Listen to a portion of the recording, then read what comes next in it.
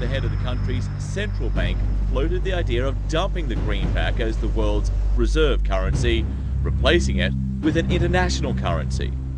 Thousands of people gathered to hear Barack Obama deliver key foreign policy speech on his current European tour. His vision for America's place in a new world order. Returning vets could be a risk to our nation.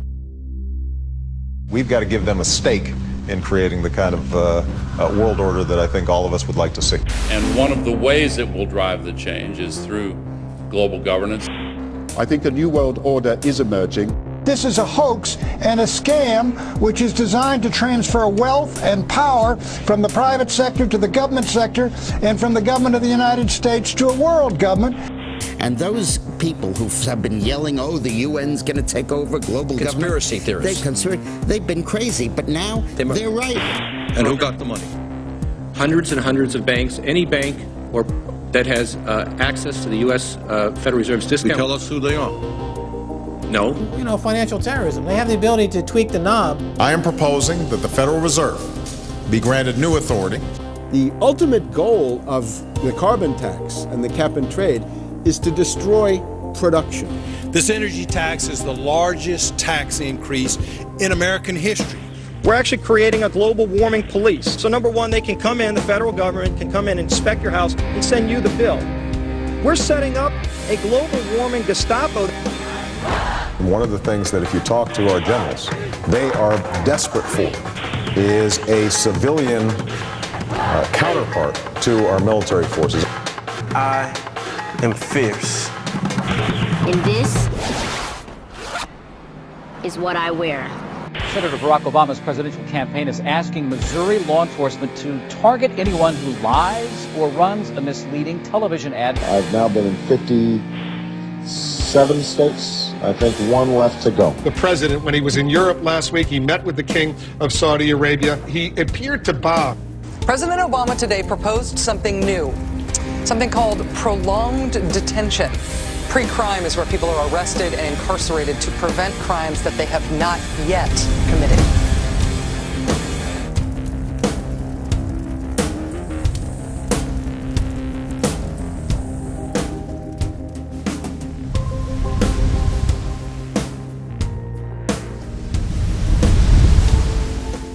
It's the World Wrestling Federation. It's the Washington Wrestling Federation. They put on this show that they're bitter rivalries, you know, villains, and they really don't like each other. But behind closed doors, they buddy up for a drink and make deals. Both the Republican and Democratic parties are owned by the same global elites. And on issues that matter to those global elites, they act as one. They've wrapped themselves in the American flag, and they've talked about preserving American heritage and principles, and all the while they're working to merge us into a new world order where our sovereignty will be destroyed. We'll lose all connection with our American heritage. With Bush, you knew exactly what you were getting. It was there was no iron fist in a velvet glove. It was just the iron fist. Whereas with Obama, you've got the velvet glove and the iron fist. You know, a very sharp guy, very smooth, knows exactly what he's doing. For that reason, far more dangerous than Bush. Well, at the end of last year, I was willing to give Obama the benefit of the doubt. I thought it was premature to write this guy off. But now that he's been in office for a while, it's obvious that he is very tight with the Goldman Sachs and JP Morgan's on Wall Street, and he is extremely compliant and pliant to the wishes of the large banks, going back to what we saw with Robert Rubin under the Clinton administration, changing laws in favor of the banks. And he's not doing anything to stop the banks. He's helping the banks continue to do what they were doing under Bush. So in fact, he's just a continuation of Bush on the subject of markets and finance, which is the most important part of his policy right now. People who voted for Obama wanted real change, and they're getting platitudes, they're getting a lot of nice talk, but nothing in the way of concrete change is taking place. In this town, business as usual. There's one puppet master that controls the left, and there's the same puppet master controls the right. They control the Republican Party, and they control the Democratic Party. This is not a party issue. This is not a left-right issue. The question is, who should government serve? And it should serve the people. In fact, government is just a tool of the dominant minority that uses economics and government law to enforce upon the public various mandates. The right-left paradigm in the U.S. and in U.S. politics is taken directly from the commercial world and the corporate world. In the business world, you have Coke, Pepsi. You have McDonald's, Burger King. You've got AT&T and Verizon. You've got duopolies. And a duopoly gives the illusion of there being some competition and some choice. And it looks a little bit better than a monopoly. So, for example, in Communist Russia, if they had Communist Russia Red and Communist Russia Chartreuse, there would have been the illusion of choice and something akin to democracy in Russia. But they simply said, forget it, we're just going to go with red. In the US, they have this left-right paradigm, which unfortunately, it doesn't take them out of the hard, cold fact that there is no choice. There's no social justice. There's only one choice, which is to supply more rent to the rent seekers who have now taken the whole system hostage. We've seen the limitations on government whittled away. We have seen this erosion to the point where today it seems like nobody does care. And right now in Washington, D.C., we have seen a fall of the republic. If the United States doesn't have its Bill of Rights and Constitution, it doesn't exist anymore. It's just more real estate, more dirt.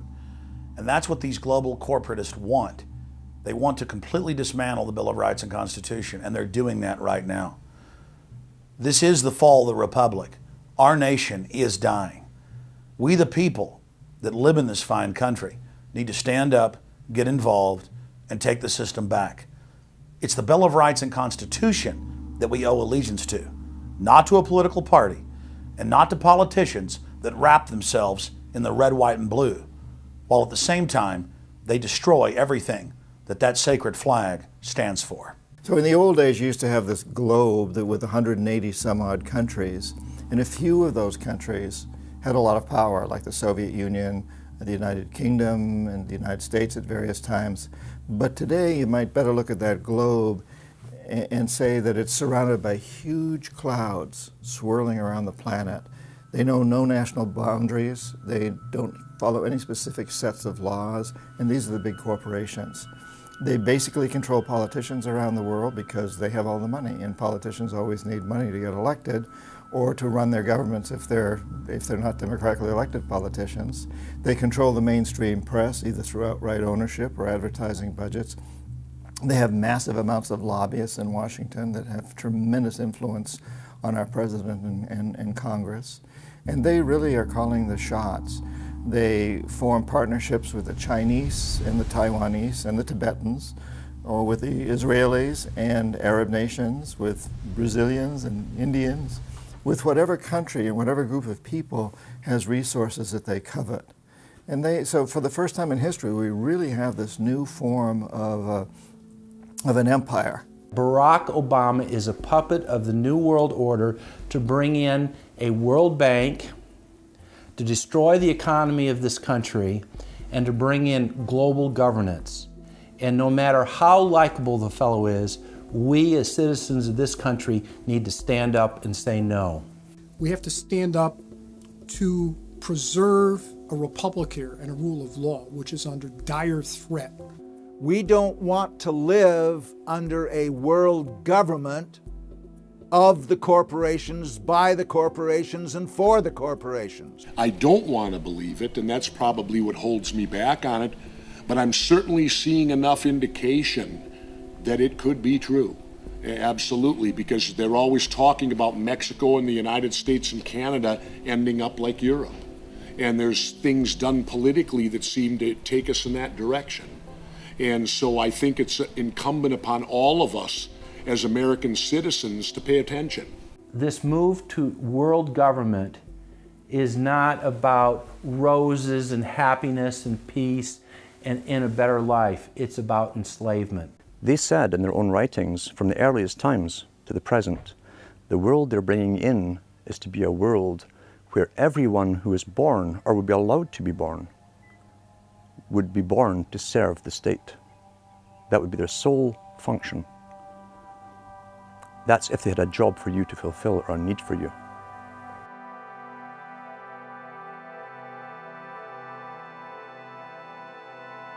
July 4th, 2009.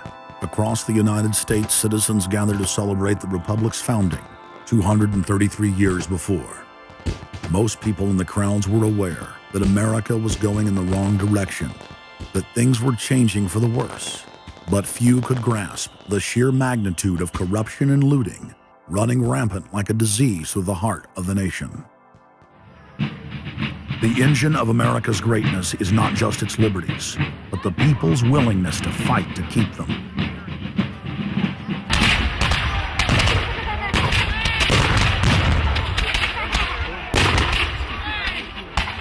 Hundreds of other nations have had much larger populations and greater resources, but have never produced 1/10 of the wealth, science, and art that the United States has. Why?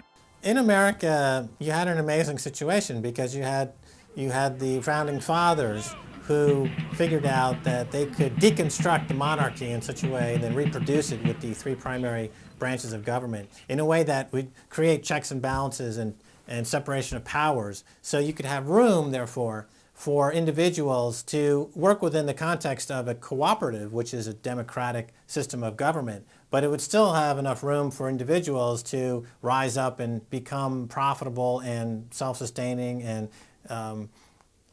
rich in the pursuit of happiness without becoming dictatorial. But unfortunately, over the years, since all of those separation of powers have been cut away, and all of the beautiful design by the founding fathers has been co-opted by one corporate entity, one corporate communist entity, you don't have that anymore. So what we have, we're back to where we were before the revolution. You have one monolithic state. For the first 100 years or so of the United States, after the 1700s, when we freed ourselves from British rule, no corporation was given a charter in the United States unless it served the public good. It had to prove that. And then its charter only lasted for 10 years, or sometimes as long as the project to build a bridge or a canal or something lasted, but it had to be up for review, and it could only get charters if it was shown that it was serving the public interest. That changed, primarily because John D. Rockefeller kind of bribed Delaware and New Jersey to begin with into accepting a different system where he said, listen, if I pay you lots of money in terms of taxes, etc., I want to be licensed to not have to serve the public good. I want to be able to get around that law. And state after state after state changed at that point. In the United States, our Constitution and Bill of Rights recognizes that individuals have innate freedoms that can never be taken away by any government. For the first time in history, the people were unbound to reach for their full potential, producing and outcompeting every other nation on earth. The rights of free speech, self-defense, private property, due process of law, and many others ignited a revolution in human development that threatened the despotic rule of monarchs and tyrants worldwide. But the corrupt elites had studied history. They knew that great civilizations could only fall from within. And they know from previous experience and history that civilizations come and go and dwindle. They know the reasons why they come and go. Isn't the only hope for the planet that the industrialized civilizations collapse? Isn't it our responsibility to bring that about? Morty Strong, founder of the UN Environment Program, from his opening speech, Rio Earth Summit, 1992. Maurice Strong is the man who said that they would never allow another country to rise up as powerful as America. It will never be allowed to happen again. And he said the best thing we can do is to tear down all the factories, all the top commerce of the United States, and level it and give it back to nature. So that was the advice from this character, who has tremendous power at the United Nations and was picked up and groomed by Rockefeller himself. Over the past decades, since the Kennedy assassination approximately, you've had an ongoing oligarchical transformation of virtually every country in the world. And in the United States, it's taken the form of an oligarchical counter-revolution against the reforms of the 1930s, with the Wall Street interest asserting itself as more and more dominant. And once bankers and oligarchs have power, the things that they do, you could call them a policy. You could call it something like a tropism. It's like the way a plant responds. Naturally, since they're oligarchs, they're going to try to downgrade the standard of living of the vast majority of the population. They're going to claim that the world is overpopulated, that industrialization, industrial pollution, and overpopulation are the main problems that face the world. And they're generally going to try to crush and mortify any kind of popular democracy or mass movements with any kind of progressive content. Nations rise and fall. They knew how debt could never be recuperated. They knew that disease or prolonged war could wipe out the population and the future populations that pay off debt. So these guys all work together. That's why it's no surprise that today you have Lord Rothschild coming out pushing the latest scam or religion that we must all believe in, which is global warming, which his personal bank, his family's bank in Switzerland, will be in charge of. They've run the system, the whole economic system of the world for the last 250 years. So why shouldn't they also run the economic system for the next few hundred years? The question of a ruling class, oligarchy as a ruling class, is posed by Plato in the Republic, where we find that oligarchy is a constitution full of many evils, where the rich dominate the government by buying it, and the average individual or the poor count for absolutely nothing. Oligarchy is a frame of mind. In other words, if you're a banker, this is already a worldview. It's a world outlook, and it implies the policies that have got us here, right? Malthusian policies, zero growth policies, driving down the standard of living, attempts to wipe out all kinds of mass institutions that might be a countervailing force. This is a scientific dictatorship, which Bertrand Russell said, and the Huxleys said, both Aldous and Julian Huxley said they would bring in the scientifically controlled society. It's not just family planning, which really means abortion and so on. It's global planning, which is literally sterilization and abortion worldwide for the ideal reduced society, and not just across the board, through genetics, through the Genome Project, through the constant IQ testing. Globalization has economically destroyed the world. You've got at least 40 to 50,000 people who die every day worldwide from starvation, malnutrition, and diseases which can be cured for pennies, such as diarrhea. And if you ask one of these Malthusian oligarchs, don't you think that something should be done to raise the standard of living in Africa or South Asia? They'll say, no, we can't do that. That would wound the planet. That would oppress Mother Earth. So that's oligarchy. Class consciousness in this sense is absolutely essential. If you think that bankers are the same as you, you're wrong. F. Scott Fitzgerald once told Hemingway, you know, the rich are different from us. And Hemingway said, yeah, they have more money. And F. Scott Fitzgerald replied, no, it's something much deeper. It's a whole different world. To be an oligarch, to be a Rockefeller or something of this sort, means that you're in a completely different world with values which are the reverse of human values. Now, if you allow the oligarchs to continue to dominate, the destruction of world civilization is a matter of a few decades at the very, very most. So, choose. To force their agenda through, the elites are employing one of their favorite tools, artificial crisis creation, also known as the Hegelian dialectic of problem-reaction-solution. You never want a serious crisis to go to waste. And what I mean by that, it's an opportunity to do things that you think you could not do before. The Earth's ruling elite are first and foremost monopoly men. The founder of the Rockefeller clan summed it up simply when he said, competition is a sin. Rockefeller himself said that competition was a sin. And people quipped at that thinking it was one of his little jokes. He made many jokes about saving pennies and stuff like this. But in reality, he was telling you a truth, that competition to a man like him, who worked for a much larger organization, competition truly was a sin. And The cartels have been formed ever since, have become much bigger, more powerful. Cartels which can literally command governments, sometimes to go to war on their behalf, have occurred. The economic crash of 2008 and 2009 was an engineered crisis designed to cripple sovereign nations globally to make way for a world currency and a new bank of the world. China's holding what, 1.5 trillion worth all over the world. They're holding U.S. currencies. They want to get out of them in a way where they're not going to lose on their investments. There's going to be a world currency. There's going to be a new reserve currency. They're going to push it through the IMF. That's going to be the banksters that are going to be in charge of it. It's going to happen, and it's going to happen sooner rather than later. There was also a question to Geithner. Do you think that the U.S. dollar ought to be replaced? And he blew it. He had a moment of candor where he said, yeah, we're considering that. So on that day, the dollar went down 1% within a couple of minutes. Chinese government proposal about a global currency and about the IMF regulations, the new IMF idea about the general agreements to borrow and having a faster ability to disperse to the emerging markets. As I understand this proposal, it's a proposal designed to increase the use of the IMF's special drawing rights. And we're actually quite open to that suggestion.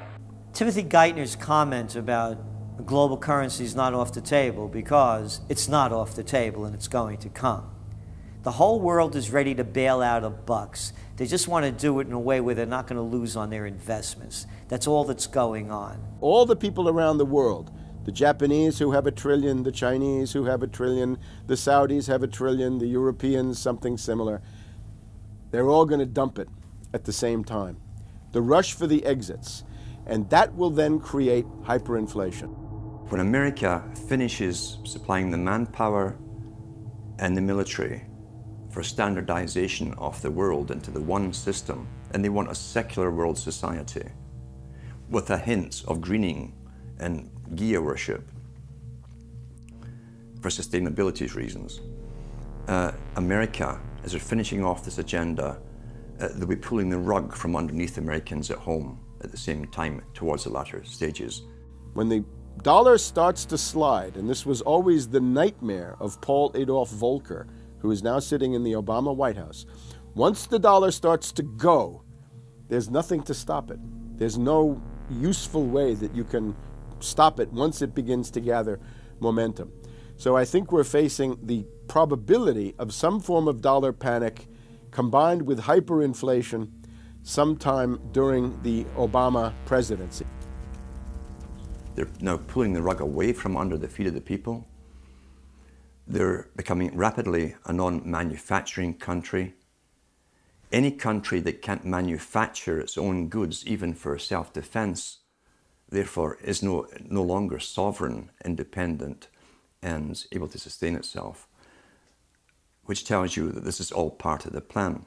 It started with the very beginning when you established that there was a Federal Reserve System given the power of the state to create money out of nothing and to do so without any regard to the will of the people, without any regard to what's behind the money system. In other words, strictly political and economic motives for the bankers and the politicians. Once you granted that power to a group, the Federal Reserve System, the economic crisis was inevitable. This has happened before. Every time in history when the government was given the power, or a group of banks in conjunction with the government was given the power to expand the money supply at will, those economic systems always wound up in crisis and always collapsed. So there's no reason to believe that the United States was given some kind of a get-out-of-jail-free card, an exemption from the processes of history. So the economic crisis began at the very beginning, and as a matter of fact, when the founders of the Federal Reserve System met on Jekyll Island back in 1910 and were drafting the Federal Reserve Act, one of the things they discussed was how to pass on the inevitable losses to the taxpayers. They knew that inevitably something like this would happen, and they knew that there had to be some way to get out of it without destroying the banks, of course, because they were the banks. And they said, aha, we'll go into partnership with the government, we'll take our cartel agreement and pass it into law, call it the Federal Reserve Act, and we'll make the taxpayer come online and be responsible to bail us out if and when the failure finally comes. Who's going to soak up the derivatives? Who's going to soak up the debt? Who's going to be penalized? And right now, it looks like Wall Street's getting bailed out, and the little guy in the middle of Main Street America are all going to pay the penalty. Can the economy be turning around here? Are happy days here again? And can we actually have growth without jobs? Is this an oxymoron, jobless recovery? We're going into the greatest depression. There will be no job growth. Unemployment will continue to escalate. Along with it, so too will crime, poverty, kidnappings, boss snappings. And the more things spin out of control, the harder the hammer is going to come down by the federal government to keep everyone in control. Power is much, much more important to them than money is. Money is only a way to the means. Power is the end result. The elite's main goal is to destroy national sovereignty and individual independence. To consolidate their grip on power, the banksters create artificial debt bubbles that are mathematically impossible to pay back. These are those sinister, toxic assets, the complex financial instruments that they talk about but never really name. They're paper based on paper. They're credit default swaps, collateralized debt obligations, mortgage-backed securities, asset-backed securities, structured investment vehicles, auction rate securities, and so on down the line. It's an immense mass of cancerous, fictitious, speculative paper, bloated in value, impossible to bail out. Triage the derivatives on their books. There's no way to bail out a $1.5 quadrillion black hole of derivatives, but nevertheless they tried. The Wall Street cronies are crooks. If you leave the vault to the bank open, these people are going to help themselves. The job of the government is to make sure there's somebody there to make sure the vault is closed, and very few people have the combination.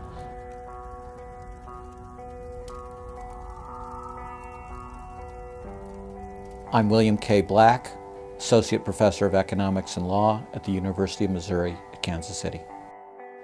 I was a senior regulator in a number of different positions during the heart of the savings and loan crisis. On a staff level, I led the re-regulation of the savings and loan industry. The purpose of regulation and effective criminal prosecution is to make sure that cheaters don't prosper, that honest manufacturers win in competition.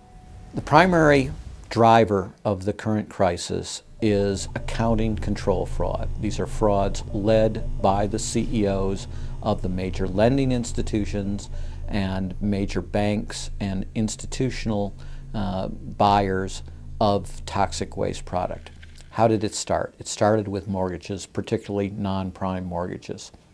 In September of 2004, the FBI warned that there was an epidemic of mortgage fraud, their words, and that this epidemic of mortgage fraud would cause an economic crisis at least as large as the savings and loan debacle if it wasn't stopped.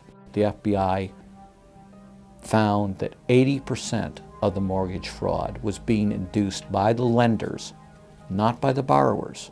You know, much of the rage has been against the borrowers, but if you want rage, it should be at the CEOs who became fabulously wealthy by following a strategy based on fraud. The Wall Street people and their friends here at the Federal Reserve and at the U.S. Treasury and down the Washington Mall here at the U.S. Capitol. That's where the damage was done, and if people want to vent their anger, they need to vent it against these people. Between the Bush-Paulson administration and the Obama, Summers, Geithner, Volcker administration, there's really a total continuity of economic and financial policy. Geithner was on board at the Fed, the New York Fed, dealing with all these institutions. He didn't get it.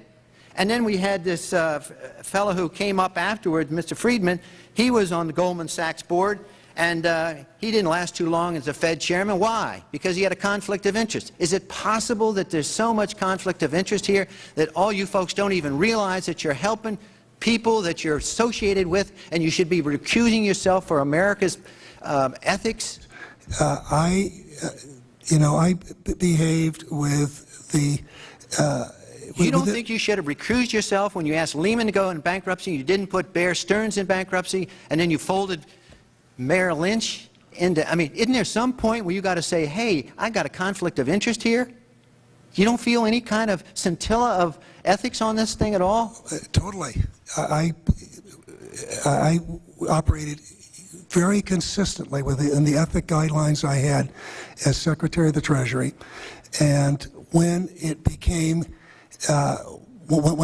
clear that we had some very significant issues with Goldman Sachs and with why didn't you recuse yourself with Morgan Stanley, what I did then, it would have been very wrong for me to recuse myself. What I did was I went and got a waiver from the ethics agreement, because when we had concerns... Who was in charge of the ethics agreement? What? Who's in charge of the ethics agreement that you got a waiver? We have a Office of Ethics at Treasury, and we have a White House ethics office. So you got it from the legal counsel from the White House? We got it from the government ethics office. So we had Snow, we had Paulson, now we have Geithner. All these people cut from the same bowl of cloth. These are not independent Treasury secretaries. They're part of the problem, not part of any solution. And it would have been nice to see President Obama effect some change in Treasury, but of course, he went and got a Wall Street insider as his Treasury Secretary. Everything that's speculative, parasitical, cancerous, bloated from all these administrations, going back to Carter and even beyond, comes together in the Obama administration. With Volcker, with Summers, who's part of the economic crimes under Clinton, the guy who brought you derivatives and the abolition of the Glass-Steagall firewall. You could not have gotten a more perfect setup for a takeover from a previous government, the Bush regime, than the Obama regime. Now, there are some authors out there already saying that it's the same bunch, and it's true. It's the same bankers who put the same boys forward. Obama, far from helping the public and giving them something new or giving them more power and say over their own affairs, has actually sided immediately with the bankers who once again have robbed the public blind, and now they must get bailed out by your tax money.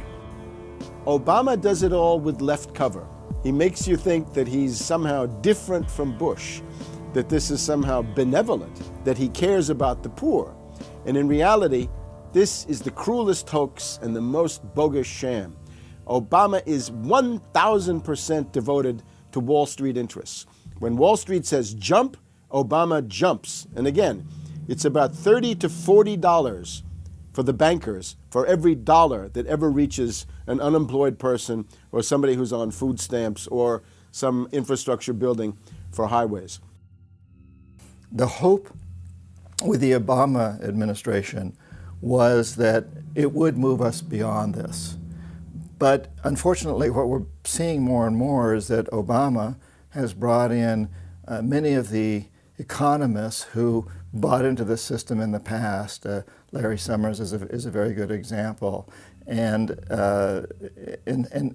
so many of his economists, many of the people there, you can really almost at this point relate Obama to Hoover, who did something similar in his presidency, as opposed to Franklin Roosevelt, for example, who brought in a very fresh team.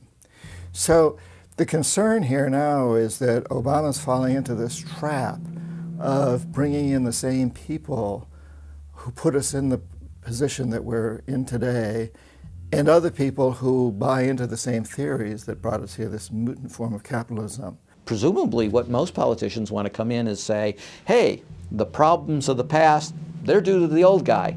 and I'm cleaning house, and I'm going to bring in a new team, and don't blame us for the things we've inherited. Can't say, you know, those policies of the past that came before were insane, because you got the guy that was one of the key architects of those policies. People need to stop having allegiance to their political party. They need to have allegiance to the Bill of Rights, the Constitution, and what has made our republic so special. The basic human rights and dignity that every citizen of this country inherently has. Not because it's some right given to us by government, but because our Bill of Rights, our Constitution, enshrines that these are inalienable rights given to us by God, that we inherently have as sentient, free, conscious beings. But instead the public cheers on the Republicans as they win, or cheers on the Democrats as they defeat the Republicans. It's an endless, staged, gladiatorial event, special interest own both parties, and they project this false left-right paradigm up as like a movie screen. And behind that, behind the throne, the establishment is able to control our society and engineer it into this high-tech police state.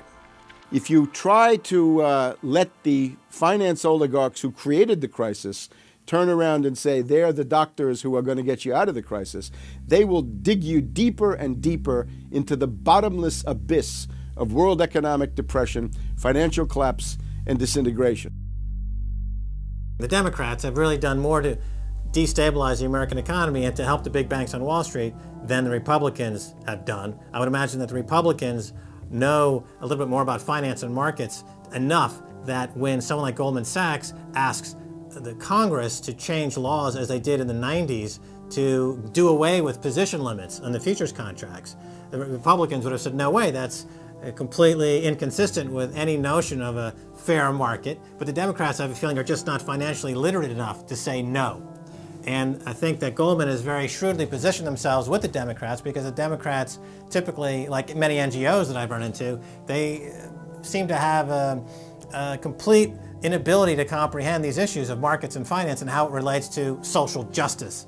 So under the Democrats, we also saw the repeal of Glass-Steagall. Glass-Steagall said there's an inherent conflict of interest between the commercial banking side, which is the lending side, and the investment banking side, which is taking an ownership position. And we have to end this conflict of interest by separating these two entities. You can have investment banks and you can have commercial banks, but they have to be separate. Do you think that the repeal of Glass-Steagall was a tragic mistake? No, I don't think so. You could be a commercial bank like Chase Manhattan, or you could be an investment house like JP Morgan, or a bank like Bank of America, or an investment house like Merrill Lynch. But you couldn't be both. And as the 90s went on, the screaming hyenas of Wall Street were demanding that this prohibition, this regulation, be abolished. This was an illegal and inappropriate form of casino. The derivatives were being used and they were being unregulated, and people were getting 30 to 1, 40 to 1, 50 to 1, and sometimes 100 to 1 profits on the way up. And remember, derivatives are a zero-sum game. So there's nothing there. It's not like a piece of stock in General Electric or Ford or something like that where there's supposed to be some value. Derivatives have no value. But the very people, Summers and Gettner and all the people at Goldman Sachs and JP Morgan who created these things, made not millions or billions, but trillions on the way up. And now that these things are crashing, the very same folks are now put in charge of regulating these things and in charge of the bailout, and they are giving money to the very rascals that created this problem, took the profits. The problem cannot be fixed.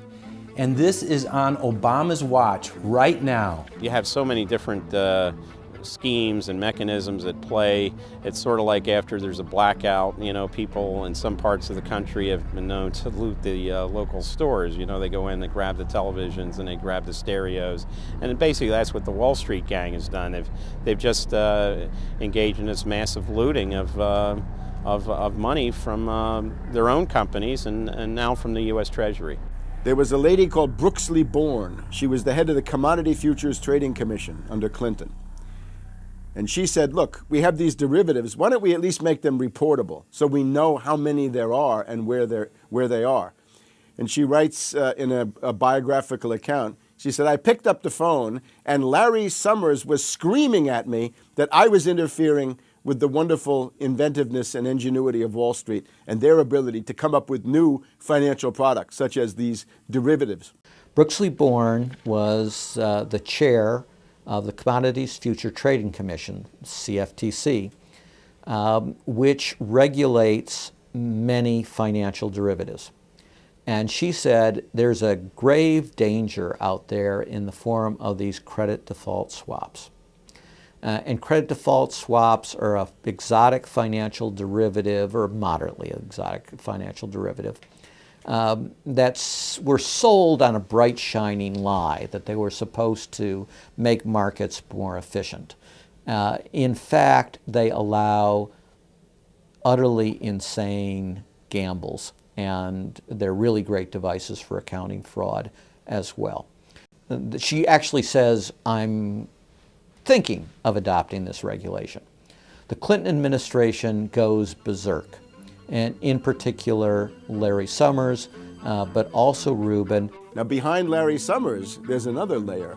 Bob Rubin of Goldman Sachs, the Clinton administration, and Citibank. And he also thought that derivatives were a wonderful thing for the U.S. economy, and he made sure that they were never regulated. We can't forget Alan Greenspan over at the Federal Reserve.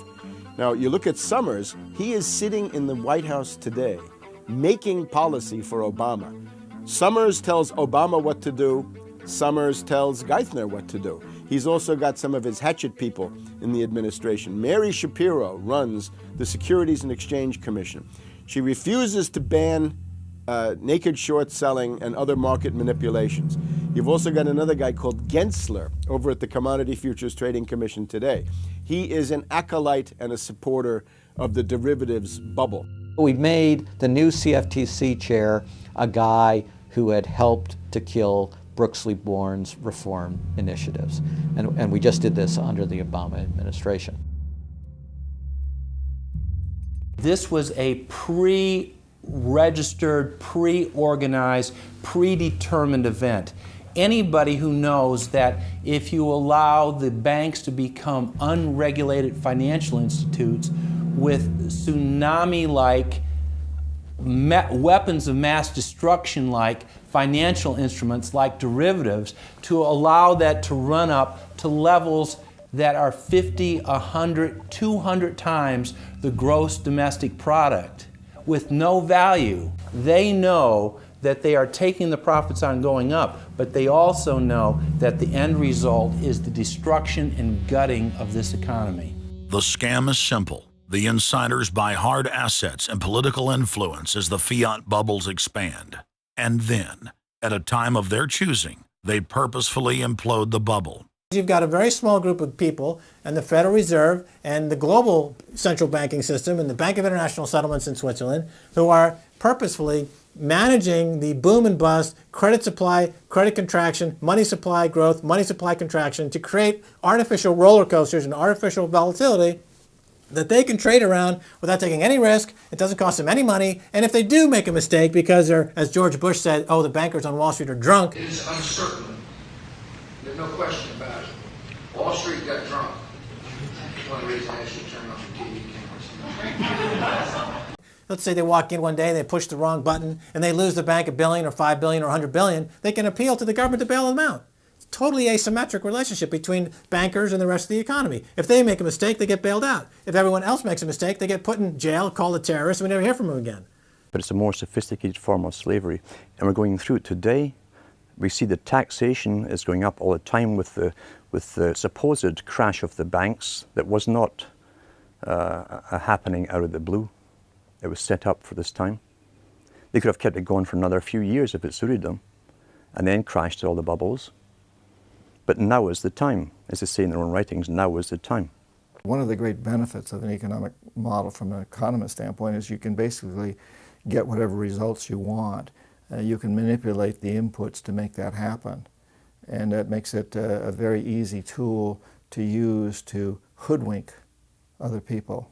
These manufactured, these engineered financial catastrophes are the result of a central banking system that has the ability to add and subtract credit, add and subtract dollars and money at will to create this roller coaster effect. Because unlike most people, the banks are able to make profits as easily on the way down as they can on the way up in any given situation. Volatility is great for banks and professionals. Volatility is not great for the most average people. Their operatives in government and media then hold the economy hostage by issuing the ultimatum: give us unlimited bailout money or the economy dies. What's being used is what I call, to try to get the money, is what I call the suicide threat, where, you know, if anybody has ever seen the movie Blazing Saddle, the sheriff is surrounded by hostile town folks. He takes out his gun, points it at his head and says, you know, don't move or I'll shoot. Well, that's what the big banks are saying. You know, give us unlimited cash or we'll die. And if we die, you'll die because we're too big to fail. It is a false flag attack because Hank Paulson will get up in front of Congress and say, we need $700 billion because that thing, that existential threat, the market is attacking us and we need this handout to fight Mr. Market. Mr. Market is out there. We need to fight Mr. Market. It's an existential threat. Meanwhile, he is Mr. Market. He's the one causing the problem. We had Paulson, a representative of Goldman Sachs who happened to be running the U.S. Treasury, came forward with a hysterical briefing for the Congress saying, we, the Wall Street bankers, demand $700 billion in bailouts. So they say, yes, we'll give you all the money you need. Well, you know, these are arsonists. Paulson, Tim Geithner, Bernanke, they're arsonists. They're asking for more matches. And the Congress is saying, who do we make the check out to? Who do we send these matches to? Who do we send the matches to? Is a ton of matches enough? Can we send you some gasoline to go with those matches? They're like, yes, please. Don't change our management. Don't pay us what assets are worth. Pay us way more than what our assets are really worth. Don't make us use honest accounting. Allow us to lie. We've just, under congressional pressure, changed the accounting rules for the express purpose of making sure that the big banks don't have to report honest losses. The only way they can pass this bill is by creating and sustaining a panic atmosphere. That atmosphere is not justified. Many of us were told in private conversations that if we voted against this bill on Monday, that the sky would fall, the market would drop 2,000 or 3,000 points the first day, another couple thousand the second day, and a few members were even told that there would be martial law in America if we voted no. That's what I call fear-mongering. We have, you know, people in the government threatening martial law or things to get their way in the executive branch against Congress. You know, you know, if you put all these signs together, it doesn't look good at all. That, to the extent we are a democracy, we're sort of a hairbreadth away from a police state. Congress aided the bankers in carrying out the biggest heist in history with the so-called banker bailout of 2008. The bailout money, the $13 trillion or so dollars that have been given to the banks, is sitting on the balance sheet of the banks, and that is incurring interest costs. And that's going to precipitate the need to flush the system with more cash. And at some point, the dam will break, and you're going to have very high inflation. Some predict hyperinflation. You cannot print phantom money out of thin air, backed by nothing, and producing practically nothing without destroying the world economy. So unless we cut out the toxic funds, the toxic elements of this economy, every time we put in money on this bailout, it's just feeding the fire. It's not making things better. What should have happened is that those banks and investment banks should have been seized. They should have been seized by the Federal Deposit Insurance Corporation. Those are zombie banks. The Chase Manhattan, JP Morgan Chase, Bank of America, Citibank, Wells Fargo, Wachovia, so on down the line, to AIG in the insurance realm. These are zombie institutions, insolvent, bankrupt. The only thing to do with them is to seize them, put them through Chapter 11 bankruptcy. That'll probably turn into Chapter 7 bankruptcy, liquidation. And above all, triage the derivatives on their books. There's no way to bail out a $1.5 quadrillion black hole of derivatives, but nevertheless they tried. They will, of course, try to regain some of this money back, but their debts, unlike any other period in history, are now a quantum size bigger than the entire global GDP by a factor of 50 to 100. It's almost infinite amount of debt. If you really look at the numbers, because of the massive, massive debt, and right now, total debt in this country is about 375% of the gross domestic product. And that's not including derivatives. If you put the derivatives in, it's probably 20 to 30 times gross domestic product. It's beyond what anybody has ever even considered. While they were looting North America into the ground, the international banking syndicate was simultaneously executing the same scam in over 100 other nations. So who got the money? To financial institutions in Europe and other countries. Which ones? I don't know. $500 billion and you don't know who got the money? Well, Obama's got one difficulty with this Congress. It's the number of freshman Democrats that got elected. Many of these people know that they got their seats from, and many of which got seats in the Senate and Congress from long-held Republican seats. They know that the people back in their states and in their constituencies will not tolerate this any longer. So up against the Republicans and the blue dog Democrats are these freshman congressmen, Democratic congressmen and senators, and they're not, they don't seem like they want to go along with the program. So if there's any hope, it'll come from these freshmen. The Constitution says no money shall be drawn from the Treasury but in consequence of appropriations made by law. This money is not drawn from the Treasury. Well, let's talk about that. Do you think it's consistent with the spirit of that provision of the Constitution for a group like the FMOC to hand out $500 billion to foreigners without any action by this Congress? Congress approved it in the Federal Reserve Act. When was that? Quite a long time ago. I don't know the exact date. 100 years ago? The original act is 1914, I believe.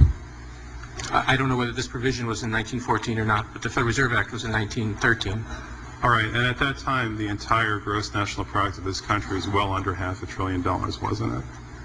I don't know. Is it safe to say that nobody in 1913 contemplated that your small little group of people would decide to hand out $500 billion to foreigners? What the bailout legislation really did was give a blank check backed up by U.S. taxpayers to offshore megabanks.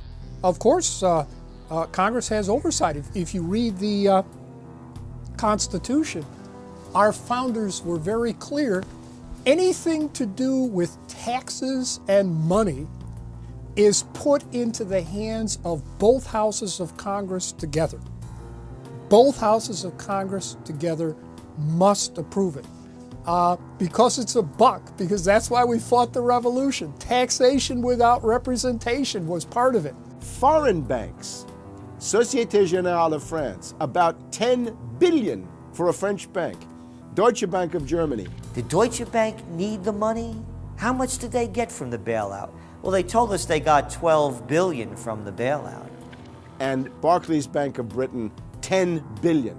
So you're up to almost $50 billion to bail out a series of foreign banks that were derivatives counterparties of AIG, plus Goldman Sachs. This is the biggest swindle, not only in the history of the United States, this is the biggest swindle and transfer of wealth in the history of the Western countries. And we've seen all these cronies from Wall Street with the combination to the vaults around the country, and they've just looted the Treasury and the banks and the securities industry dry. This is by probably an order of magnitude the biggest fraud in history. Over the next 10 months, $23.7 trillion was stolen from the U.S. Treasury. The gentleman from North Carolina, Mr. McHenry. Thank you, Mr. Chairman. And the tune of $23.7 trillion worth of taxpayer exposure for the bailouts is quite striking. The calculation right now is that with Obama, we've got $24 trillion as a line of credit available only to Wall Street banks, insurance companies, credit cards, mutual fund companies, and others, but only financial institutions.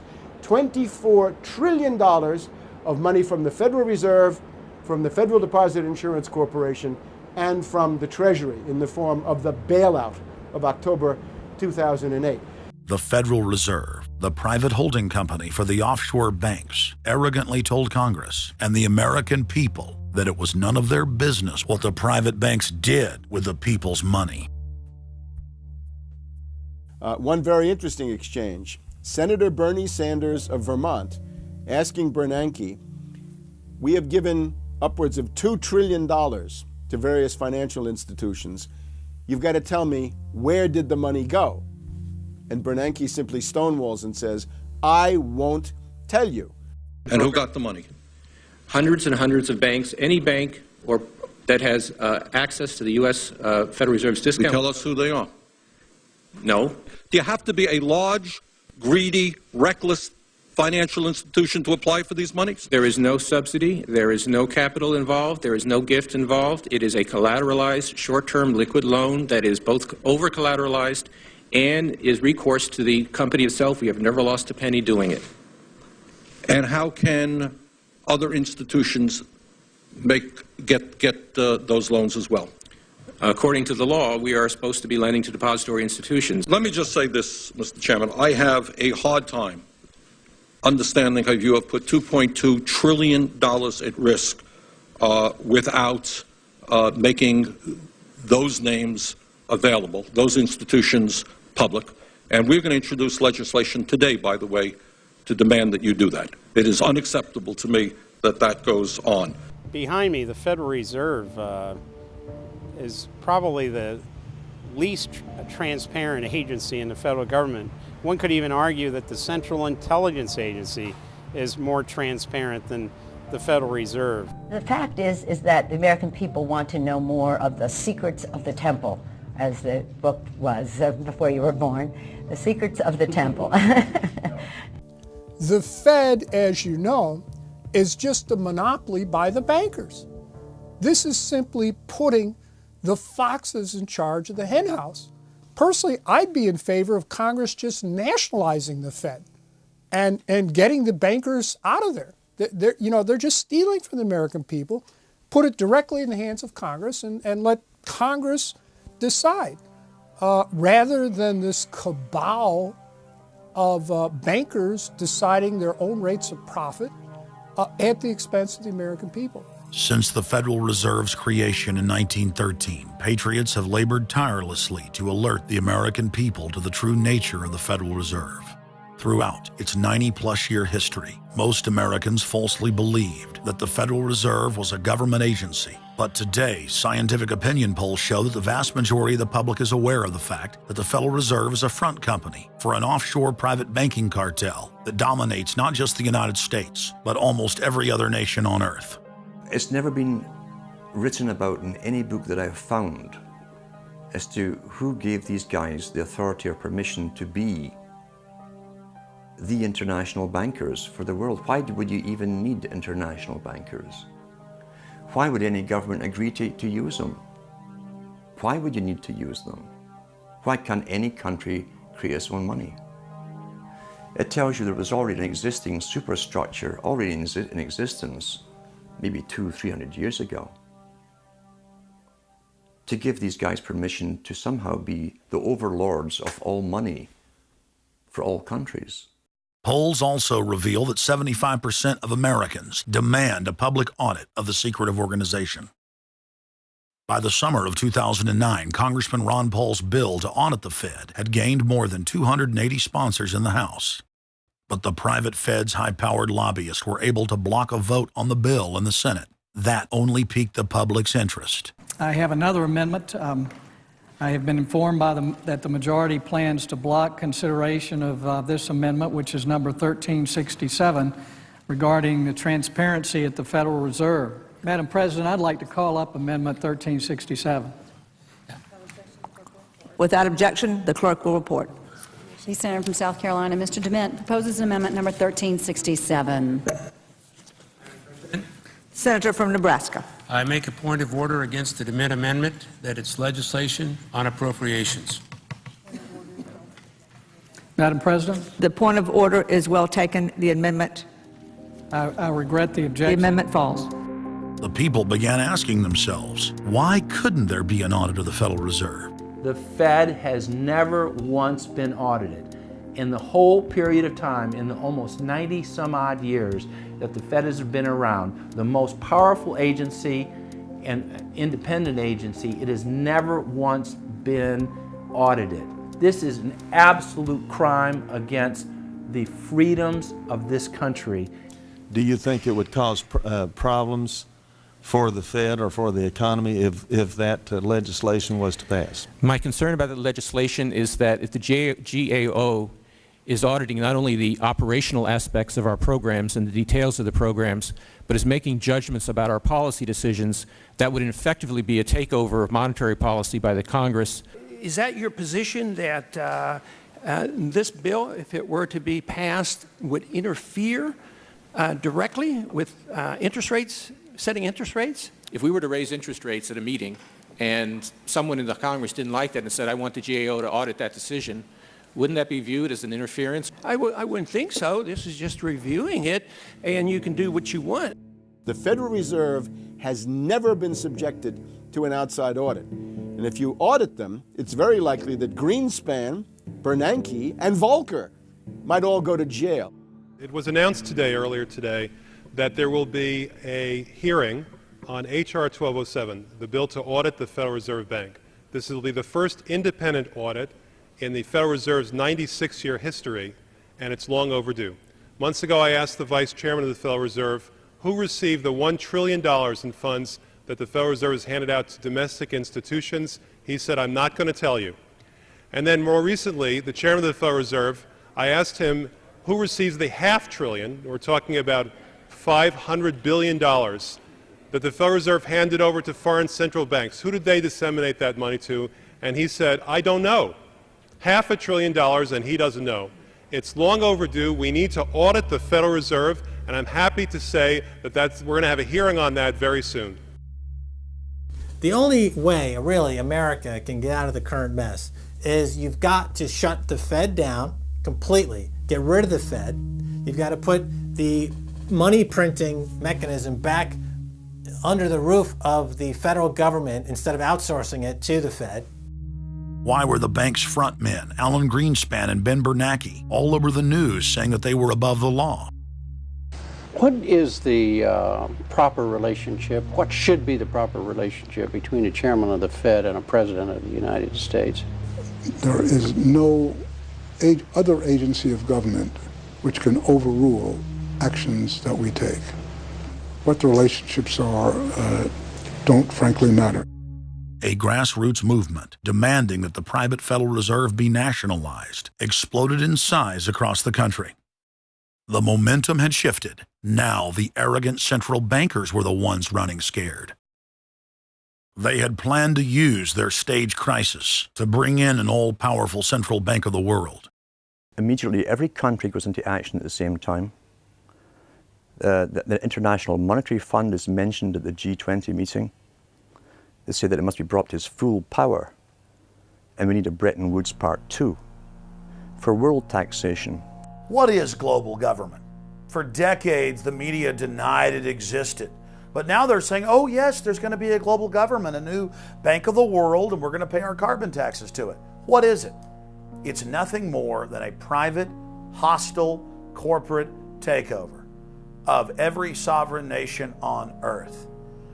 And then when you look at the philosophy of these global corporate chieftains, it is one of domination of the poor, domination of the population. It is a view that human life just isn't cheap. No, human life is a negative. And so no matter what they do, they have the rationale that it's in the greater interest to get rid of more human lives. They are so arrogant and they're so sure of themselves, they're saying, yes, we created the European Union, we created the Euro, and these are from the people of the Bilderberg. We are going to create a world bank. We're going to create a world government. They're saying it out loud and clearly. Suddenly, across the planet, their regional front banks had been identified by sovereign populations as the illegitimate shadow governments that they are. The controllers had moved too quickly and revealed their hand. Populations around the globe were seeing through the establishment's facade, past the puppet governments, and to the global architects that were pulling their strings. Where are the American people? Why have they lost their dignity? What is stopping them from speaking out? Why have they become little mice that follow Pied Pipers? How can they look up to these pathetic politicians? Go sit down. I have a question for this young man. He has the right to be represented. I'm his father, and I want to talk to you face to face. Why not a lobbyist with all kind of money to stuff in your pocket so that you can cheat the citizens of this country? So I'll leave, and you can do whatever the hell you please to do. One day God's gonna stand before you, and he's gonna judge you and the rest of your damn cronies up on the hill. And then you will get your just desserts. As the public begins to awaken to the fact that Barack Obama has cold-bloodedly betrayed the pledges he made to the American people, the establishment media and Democratic leaders have invoked the tactic of divide and conquer. I think they're astroturf. You be the judge of carrying swastikas and symbols like that to a town meeting on health care. An overwhelming portion of the intensely demonstrated animosity toward President Barack Obama is based on the fact that he is a black man. Desperate to ram their agenda through, they have played the race and class cards. You start to wonder whether, in fact, the word socialist is becoming a code word, whether or not socialist is becoming the new N-word. When I heard people going after the First Lady and the number of staff people they have, it sounds racist to me. It is essential that the establishment play the population off against each other, along the lines of Republican, Democrat, liberal, conservative, black and white. As long as the people are fighting with each other, they can never get together and remove the corporate dictatorship that has criminally seized power through the national security state. Just as George W. Bush betrayed his foolish followers, so must Obama, because his only allegiance is to his offshore masters. President Obama today nominated Ben Bernanke for a second four-year term as Federal Reserve Chairman. The president called his actions on the global financial crisis bold and out of the box. As an expert on the causes of the Great Depression, I'm sure Ben never imagined that he would be part of a team responsible for preventing another. But because of his background, his temperament, his courage, and his creativity, that's exactly what he has helped to achieve. And that is why I am reappointing him to another term as chairman of the Federal Reserve. So Obama has made it quite clear by his actions, never mind his words, his actions, as to who owns him, who he works for, and who he serves. And it's not the American people. It is so obvious to anyone paying attention that the President of the United States is not the real person in control. Whether it is Gerald Ford or Jimmy Carter or Ronald Reagan or Clinton or Bush or Bush, Obama is no different. And to think that he is an independent figure is just crazy. And as Franklin Delano Roosevelt said, presidents are selected, they are not elected. Obama pledged that he would end NAFTA and GATT, and has since fought to expand both of them. Obama promised that he would have the most transparent administration ever, and he is already more secretive than Bush and Cheney ever were, even making it a secret who visits the White House. I can make a firm pledge. If your family earns less than $250,000 a year. If you make less than $250,000 a year, if you are a family making less than $250,000 a year, you will not see your taxes increased a single dime. You will not see your taxes go up. You will not see your taxes increase one single dime. Not your capital gains tax, not your payroll tax, not your income tax, no taxes. Not your income tax, not your payroll tax, not your capital gains taxes, not any of your taxes. Not your payroll tax, not your capital gains tax, not your income tax, no tax. Your taxes will not go up, because the last thing you need is higher taxes when we're in a recession like this, and you won't get one under an Obama administration. Obama made the centerpiece of his campaign the pledge that taxes would not be raised on anyone making under $125,000 a year. He has since gone back on that promise as well and has proposed new taxes on payroll, energy, home mortgage deductions, and scores of other taxes. He made a pledge. He said, I'm not going to raise taxes on anyone making under $250,000. Is that pledge still active? We are going to let the process work its way through it. So it's not. So it's not. So it's not. We're going to let the process work its way through it. All right?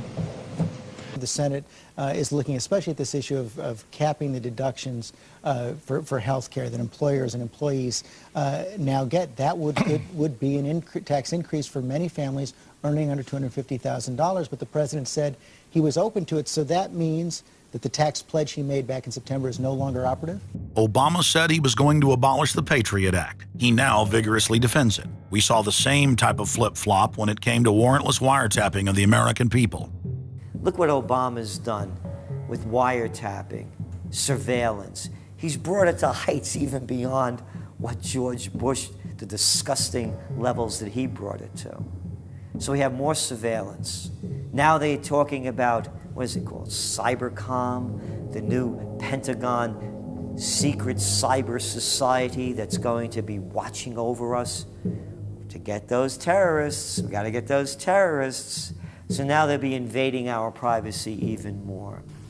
So, I mean, it really almost makes you ask the question, would it have been better if we never invented the internet and had to use paper and pencil or whatever? Now Obama is setting up the Cybersecurity Command, which the government admits completely ends the Fourth Amendment and allows President Obama to shut off the internet in the United States whenever he wishes. Indeed, in today's world, acts of terror could come not only from a few extremists in suicide vests, but from a few keystrokes on the computer, a weapon of mass disruption. As part of the new single national security staff announced this week, I'm creating a new office here at the White House that will be led by the cybersecurity coordinator. This new control grid is administered by the Pentagon. They just want to keep tabs on us. So we're turning into a surveillance, wiretapped government state. The government is taking more and more control over our lives. I can stand here today as President of the United States and say without exception or equivocation that we do not torture.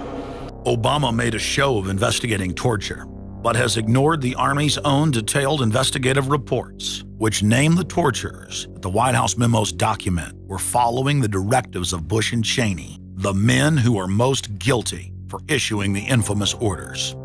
Some low-level soldiers have been prosecuted for their role at Abu Ghraib, but no senior officer has been held accountable in any of these cases to date. Heidi? I know that these debates lead directly, in some cases, to a call for fuller accounting, perhaps through an independent commission.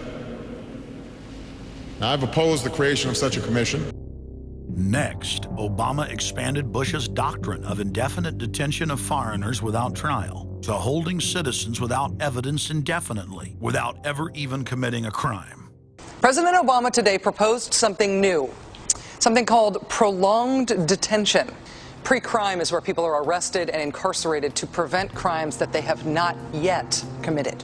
Barack H. Obama, who ran as an anti-war candidate, has continued the war in Iraq, massively expanded the war in Afghanistan, and unleashed a new conflict in Pakistan. Now Obama is promoting the biggest defense budget in history, dwarfing George Bush's war machine. What George Bush has been trying to do as part of his effort to accumulate more power in the presidency is he's been saying, well, I can basically change what Congress passed by attaching a letter saying, I don't agree with this part or I don't agree with that part. I'm going to choose to interpret it this way or that way. That's not part of his power. But this is part of the whole theory of George Bush, that he can make laws as he's going along. I disagree with that. I taught the Constitution for 10 years. I believe in the Constitution, and I will obey the Constitution of the United States. We're not going to use signing statements as a way of doing an end run around Congress. All right? Obama guaranteed that once president, he would stop the unconstitutional practice of issuing signing statements, through which the executive branch illegally usurps the legislative power of Congress. Congressman Kucinich, when he introduced his 60 articles of impeachment against Bush Jr., I think one was the signing statements. The form of the resolution is as follows. A resolution, articles of impeachment of George Bush, President of the United States. Resolved, that President George W. Bush be impeached for high crimes and misdemeanors. Article 26, announcing the intent to violate laws with signing statements, and in violation of his constitutional duty under Article 2, Section 3 of the Constitution, to take care that the laws be faithfully executed, has used signing statements to claim the right to violate acts of Congress even before he signs those acts into law. Same analysis would apply to Obama, and a fortiori because he taught constitutional law. He knows better. He's a lawyer licensed to practice law, who, as I am, who took an oath when he was licensed to uphold the Constitution and laws of the United States of America. With his signature on the spending bill also came Obama's first signing statement, a presidential declaration freeing him from following some of the bill's contents. I believe in the Constitution, and I will obey the Constitution of the United States. We're not going to use signing statements as a way of doing an end run around Congress. All right? He also promised that he would call on Congress to take at least 5 days to read new legislation before it was voted on. When there's a bill that ends up on my desk as president, you, the public, will have 5 days to look online and find out what's in it before I sign it, so that you know what your government's doing. But from his first day in power, he has aggressively pressured Congress to quickly pass bills before lawmakers and the public even have a chance to see them. Will state his parliamentary inquiry. Speaker, in order to try to figure out what we're doing, how much damage to the country, I tried to get a copy of the bill. We have out here on the table 2454 that has 1,090 pages in it, but I've understood since debate in here that there's another 300 pages that were added in the middle of the night. My inquiry is, how do I get a copy of the other 300 pages that people on here on the floor hadn't had a chance to read or see? Where do we get that before we cram this down on the American people? Is there somewhere physically in the House of Representatives a copy of what we're voting on?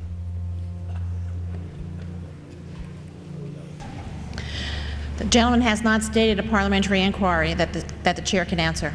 Mr. Speaker, I have to say that I am outraged. Here we are getting ready to vote on a piece of legislation, and we haven't even seen 300 pieces of this legislation. No one can even find the bill or even knows where it's at. Obama swore that he would never put lobbyists or donors in his administration. Treasury Secretary Timothy Geithner appointed Mark Patterson, and this is a former top lobbyist for Goldman Sachs, as his chief of staff. And then last week there was a lot of buzz over William Lynn. He was appointed to the #2 position at the Defense Department. William Lynn, also a former top lobbyist for Raytheon, which is one of the 5 largest defense contractors. He has now broken all previous records by cramming his administration full of contributors and lobbyists who openly write legislation being proposed by the White House. There's a good reason Obama doesn't want to give the people or Congress any time to read the bills. I'm still needing a copy of the other 300 mysterious pages that we don't get to see here. Shortly after the 2008 election, Vice President Joe Biden confided to top supporters that it was essential that their program be implemented at lightning speed. Because their agenda was so unpopular, they knew Obama would lose support quickly. Obama's handlers were in a race to pass a raft of legislation before the people discovered that Obama was just a slicker, updated version of previous puppets. Obama is the New World Order's closer. It's his job to repackage and solidify the tyrannical policies of George W. Bush as progressive and trendy. So part of my job, I think, as president, is to make government cool again. Chris Hedges, author of Empire of Illusion, explained it succinctly. President Obama does one thing, and brand Obama gets you to believe another. This is the essence of successful advertising. You buy or do what the advertiser wants because of how they make you feel. Through Obama, the global establishment are now putting their entire program into high gear. Obama is attempting to dismantle the Second Amendment with more than a dozen victim disarmament bills now in Congress. The key is going to be, I think, for us to come together and say people do have an individual right, and there's nothing wrong with common sense gun laws. Hate crime and cyberbullying bills in the House and Senate would effectively criminalize free speech protected under the First Amendment. It is absolutely true that NAFTA was a mistake. A senior member of the Obama campaign called the Canadian government within the last month to say that when Senator Obama talks about opting out of the free trade deal, the Canadian government shouldn't worry. The operative said it's just campaign rhetoric and don't take it seriously. Campaign officials called the U.S. ambassador to Canada and say, don't worry, it's just campaign rhetoric about NAFTA. The Canadian government put out a statement indicating that this was just not true. So I don't know who the sources. It wasn't true. Amid all of the denials, sources at the highest level of the Canadian government who first confirmed that a call was made, late this afternoon reconfirmed that a call was made. President Obama is promoting the creation of a North American Union and is attempting to expand NAFTA and GATT. President Obama is pushing nation-ending blanket amnesty for more than 20 million foreign aliens living illegally inside the United States. He's also overseeing the hijacking of health care by the federal government, which will nationalize more than 20% of the U.S. economy. And you want us to believe that a government that can't even run a cash for clunkers program is going to run 1/7 of our U.S. economy. No, sir. No. Obama is continuing the transfer of national sovereignty to unelected international bodies like the United Nations and World Trade Organization. And most important of all, under the cover of banking reform, Obama wants to hand dictatorial power over the United States economy to an offshore private banking cartel known as the Bank of the World. Richard, what happened to all those threats from France's president about storming out and about having a global regulator who was going to reach across borders and be able to deal with markets no matter what country they were in? They have opened up the idea of there being some form of other regulator across countries, and I think that's going to come back. So is this some sort of new world order, which Gordon Brown kind of alluded to? I think the new world order is emerging, and with it the foundations of a new and progressive era of international cooperation. The finance heads of the 20 industrialized nations met again in late September of 2009 at the G20 summit in Pittsburgh, Pennsylvania. At that meeting, ministers called for an end to the dollar as the world reserve currency. They also called for a strengthening of global governance and called for a new world order. While the bankers were busy carving up the world at the G20 summit, Barack Obama was in New York City at the United Nations because he's got a new job to chair the United Nations Security Council, the most powerful position in the world government body. President Obama does what no other U.S. president ever has. President Obama presided over the UN's most powerful body. That would be the Security Council. 6,191st meeting of the Security Council. For a couple of hours, you could say Mr. Obama was president of the world. It is the story of a world that understands that no difference or division is worth destroying all that we have built. In my own country, it has brought Democrats and Republican leaders together. Leaders like George Shultz, Bill Perry, Henry Kissinger, and Sam Nunn, who are with us here today. Barack Obama is the first president to hold two posts simultaneously. And there's a good reason for that. It's illegal. Article 1, Section 9 of the Constitution forbids any U.S. president from serving any foreign government or institution. He swears an oath to protect and defend the Constitution of the United States. But now Barack Obama has sworn allegiance to the global government and the United Nations that he heads up. Let that sink in real good. Barack Obama now heads the United Nations Security Council. You cannot serve two masters, and Obama isn't. He's selling out the last vestiges of sovereignty that this country had. This, ladies and gentlemen, is the destruction of our nation, and it's also high treason. Obama's lies are obvious and out in the open. He hides in plain sight. And from the moment he took office, his lies have only increased. Despite the fact that his ratings have dramatically dropped since Election Day, from the mid-80s to the low 40s, a large portion of Americans still gullibly hang on his every word. It is bringing entertainment to thousands of people. Through its magic, we are able to enjoy a combination of the radio, motion pictures, and the stage, right in the comfort of our own homes, simply by pushing a button and turning a dial.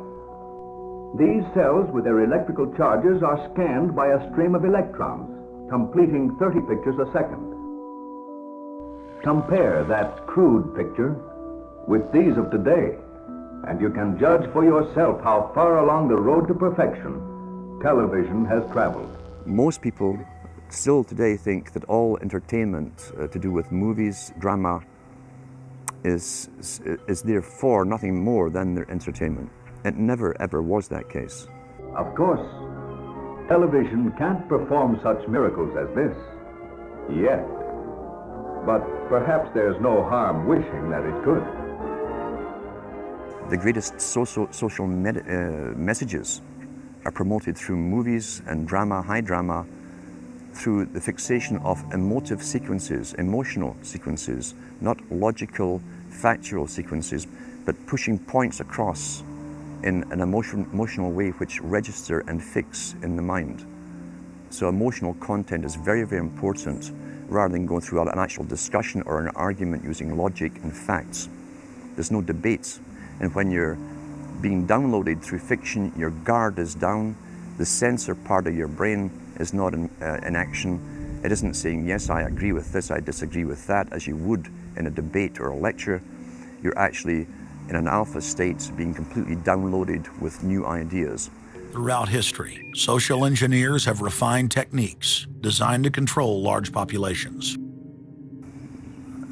About 100 years ago, this big organization with many branches, they wanted to rule the world basically using Britain as a nucleus of a system, an embryo, which also was going to be joined with the US under the Anglo-American establishment, wrote about the kind of culture and the changes of culture over a 100-year period that they would actually design, implement, and bring in.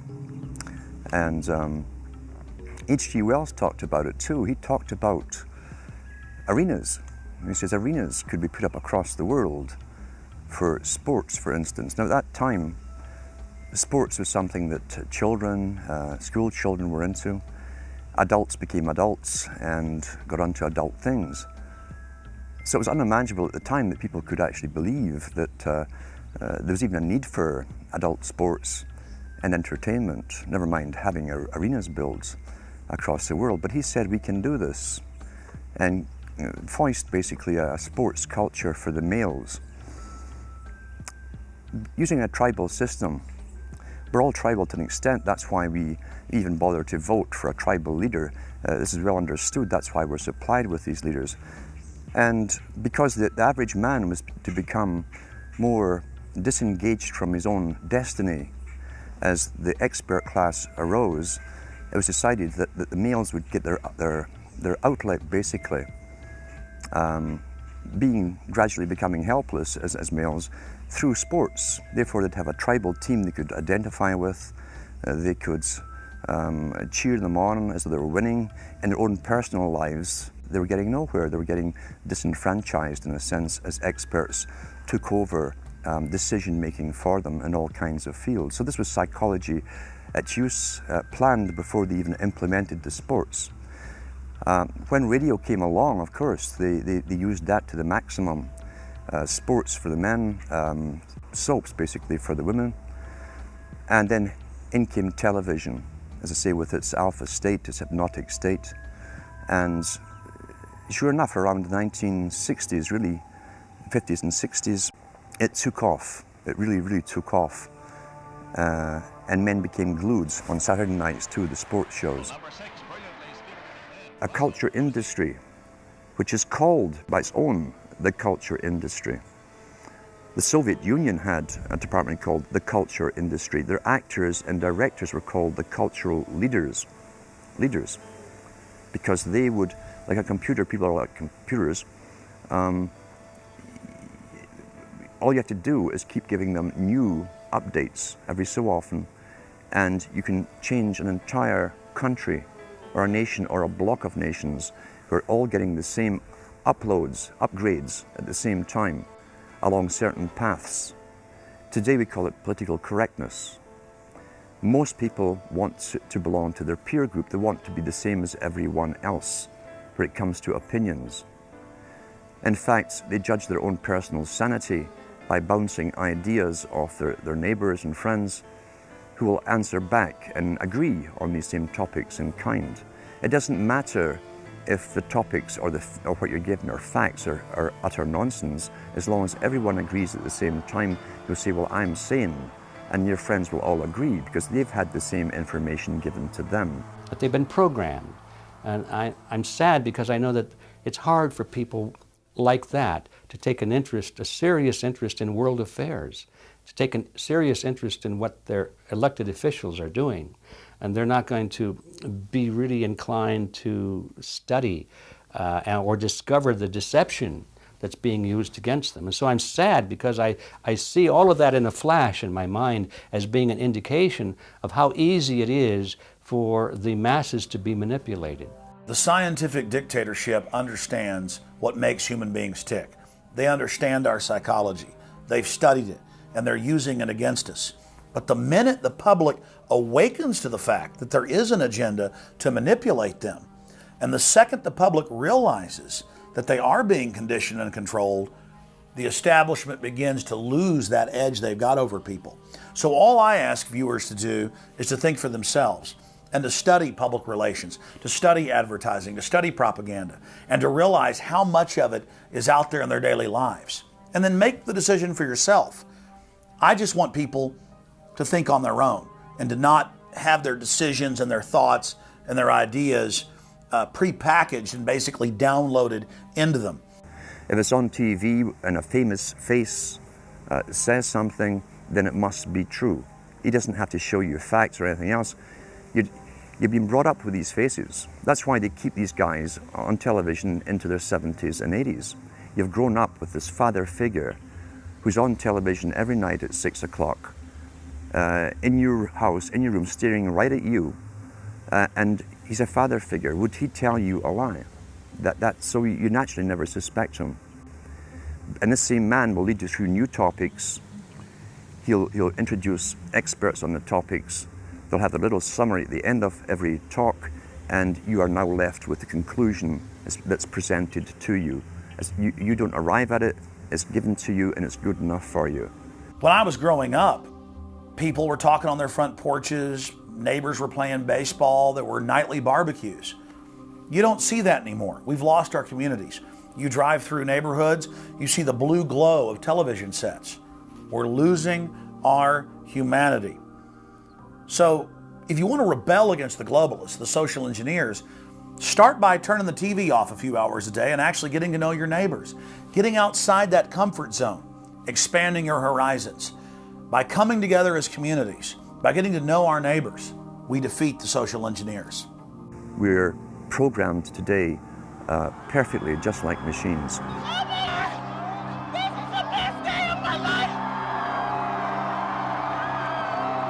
We tie this in with the Brzezinski. Brzezinski said in 2 Ages, now this guy was way up with the NSA. He's a master geopolitician. He admits he works in 20, 50-year periods to do with geopolitics in other countries. But he said himself, the public will shortly be unable to think or reason for themselves. It was meaning by the form of information that was given to them, the type, the formulas that were in use then in the 1970s. He says, eventually they'll be unable to think or reason for themselves. And eventually, he said, they will expect the media to do all their thinking and reasoning for them. Well, that's happened today. That's why people today can't think outside of the programming from television. Zbigniew Brzezinski, Obama's main foreign policy advisor, talks about how a cult of personality can be artificially manufactured to influence the masses. In the first months of my administration, to pull our economy...